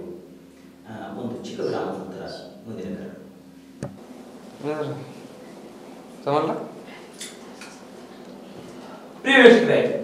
ಈಗಾಗಲೇ ತಾವು ವೀಕ್ಷಿಸಿದ್ದೀರಿ ಕ್ವಿಜ್ ಕಾಂಪಿಟೇಷನ್. ಅನೇಕ ತರದ ಪ್ರಶ್ನೆಗಳಿಗೆ ಮಕ್ಕಳು ತಮ್ಮದೇ ಆದಂಥ ಶೈಲಿಯಲ್ಲಿ ಉತ್ತರಿಸಿ ಎಲ್ಲರಿಗೂ ಒಂದು ವಿಚಿತ್ರವಾದಂಥ ಈ ಕೆಲಸ. ಯಾಕಂದ್ರೆ ಪ್ರಶ್ನೆ ಕೇಳಿದಾಗ ಮುಜುಗರಗೊಂಡು ಬೇರೆ ಬೇರೆಯಾಗಿ ಅವರಿಗೆ ಉತ್ತರಿಸಲು ಬಾರದೇ ಇದ್ದುವ ಪರಿಸ್ಥಿತಿ ನಾವು ನಿರ್ಮಾಣ ಮಾಡಿದಾಗ ಕೂಡ ಅವರು ಇದೇ ಪ್ರಶ್ನೆಗೆ ಸರಿಯಾದ ಉತ್ತರ ಅನ್ನುವಂಥದ್ದೇ ರೀತಿ ನಿರ್ಧರಿಸಿ ಸರಿಯಾದ ಉತ್ತರವನ್ನು ಕೊಟ್ಟು ಇಲ್ಲಿಯವರೆಗೆ ಆಟ ಆಡಿದ್ದಾರೆ. ಈ ಒಂದು ಸೋಲು ಗೆಲುವಿನ ಮಧ್ಯದಲ್ಲಿ ಇದರಲ್ಲಿ ಸೋಲು ಯಾವುದೇ ಇಲ್ಲ. ಒಂದು ತಂಡದವರು ಇನ್ನೊಂದು ತಂಡಕ್ಕೆ ಜಯಶಾಲಿಯನ್ನಾಗಿ ಮಾಡಿದ್ದಾರೆ ಅನ್ನುವಂಥದ್ದು ಇಲ್ಲಿ. ಈಗ ಅವರ ಗುರುಗಳು ಇಲ್ಲಿ ಬಂದಿದ್ದಾರೆ, ಅವರ ಅನಿಸಿಕೆ ಅಭಿಪ್ರಾಯ. ಎಲ್ಲರಿಗೂ ಮೊದಲನೇದಾಗಿ ಶುಭ ಸಂಜೆಯ ಶುಭಾಶಯಗಳು. ಸೊ ಇಲ್ಲಿ ಮಕ್ಕಳ ಒಂದು ಮಾನಸಿಕ ಸಾಮರ್ಥ್ಯ ಆಗಿರ್ಬೋದು ಮತ್ತು ನೈತಿಕ ಮೌಲ್ಯವಾಗಿರ್ಬೋದು, ತದನಂತರ ಆ ಮಕ್ಕಳಲ್ಲಿ ಇರ್ತಕ್ಕಂಥ ಒಂದು ಸುಪ್ತ ಚೇತನ ಶಕ್ತಿಯನ್ನ ಹೊರ ಹಾಕುವಂತ ಕೆಲಸವನ್ನ ಈ JVM ಮಾಡ್ತಾ ಇದೆ. ಸೊ ಇಲ್ಲಿ ಮಕ್ಕಳಲ್ಲಿ ಏನಪ್ಪಾ ಅಂದ್ರೆ ಅಗಾಧವಾಗಿರ್ತಕ್ಕಂಥ ಜ್ಞಾನ ಇರ್ತದೆ. ಸೊ ಆ ಜ್ಞಾನವನ್ನ ಹೊರತಕ್ಕಂಥ ಒಂದು ಕಾರ್ಯವನ್ನ ಮಾಡ್ತಾ ಇದೆ. ಸೊ ಆ ಒಂದು ಈ ಒಂದು ಕಾರ್ಯಕ್ಕೆ ಏನಪ್ಪಾ ಅಂದ್ರೆ ಎಲ್ಲರ ಕಡೆಯಿಂದ ಮೆಚ್ಚುಗೆ ಸಿಗಲಿ. ಅದೇ ರೀತಿ ವಿದ್ಯಾರ್ಥಿಗಳಲ್ಲಿ ಏನಪ್ಪಾ ಅಂದ್ರೆ ಇನ್ನೂ ಹೆಚ್ಚಿನ ಮಟ್ಟದಲ್ಲಿ ಈ ಒಂದು ಕಾರ್ಯಕ್ರಮ ಅನುಷ್ಠಾನವಾಗಲಿ ಅಂತಕ್ಕಂಥ ಒಂದು ಹಾರೈಕೆಯನ್ನು ನಾವು ಏನ್ ಮಾಡ್ತಾ ಇದೀವಿ ಅಂದ್ರೆ ಎಲ್ಲಾ ವಿದ್ಯಾರ್ಥಿಗಳ ಪರವಾಗಿ ಹಾಗೂ ನಮ್ಮ ಶಿಕ್ಷಕ ವೃಂದದ ಪರವಾಗಿ ಹಾಗೂ ಎಲ್ಲಾ ಒಂದು ಈ ಕಾರ್ಯಕ್ರಮಕ್ಕೆ ಹಾಜರಾಗಿರ್ತಕ್ಕಂಥ ಎಲ್ಲಾ ವಿದ್ಯಾರ್ಥಿಗಳಿಗೂ ಶುಭವನ್ನ ಕೋರ್ತಾ ಇದ್ದೀನಿ. ಪ್ರಿಯ ವೀಕ್ಷಕರೇ, ಅವರಿಗೆ ತುಂಬಾ ತುಂಬಾ ಧನ್ಯವಾದಗಳು. ಈಗ ಗೀತಾ ಅವರಿಂದ ನಮ್ಮ ಈ ಕಾರ್ಯಕ್ರಮದ ವ್ಯವಸ್ಥಾಪಕರು ಕೂಡ ಅವರು ಈಗಾಗಲೇ ಬಹುಮಾನ ಕೊಡಲಿದ್ದಾರೆ. ಪ್ರಥಮವಾಗಿ ಅಂತಿಮ ಘಟ್ಟ ತಲುಪಿದ ವಿದ್ಯಾರ್ಥಿನಿಯರಿಗೆ ಬಹುಮಾನ. ಅವು ಪೆನ್ ಬಾಕ್ಸ್ ಇವರಿಬ್ಬರು ಕೊಡ್ರಿ. ಇವರಿಬ್ಬರು ಕೊಡ್ರಿ. ಫಸ್ಟ್ ಇವರಿಬ್ಬರು ಕೊಡ್ರಿ, ಇವರಿಬ್ಬರು ಕೊಡ್ರಿ. ಅದೇ ರೀತಿಯಾಗಿ ಭಾಗವಹಿಸಿದಂತಹ ಎಲ್ಲರಿಗೂ ಕೂಡ ಒಂದು ಚಿಕ್ಕ ಕಿರುಕಾಣಿಕೆ JVM ಟಿವಿಯ ಪರವಾಗಿ ನಮ್ಮ ಗೀತಾ ಅವರು ಕೊಡಮಾಡಿದ್ದಾರೆ. ಅವರು ಈ ಕಾರ್ಯಕ್ರಮದ ವ್ಯವಸ್ಥಾಪಕರು ಕೂಡ ಹೌದು. ಅವರು ಕೂಡ ಈ ಭಾವಚಿತ್ರದಲ್ಲಿ ಅವರಿಗೆ ವಿನಂತಿಸಿಕೊಳ್ತೇನೆ. ಗೀತಾ ಅವರೇ ಅಲ್ಲಿ ಪಕ್ಕದಲ್ಲಿ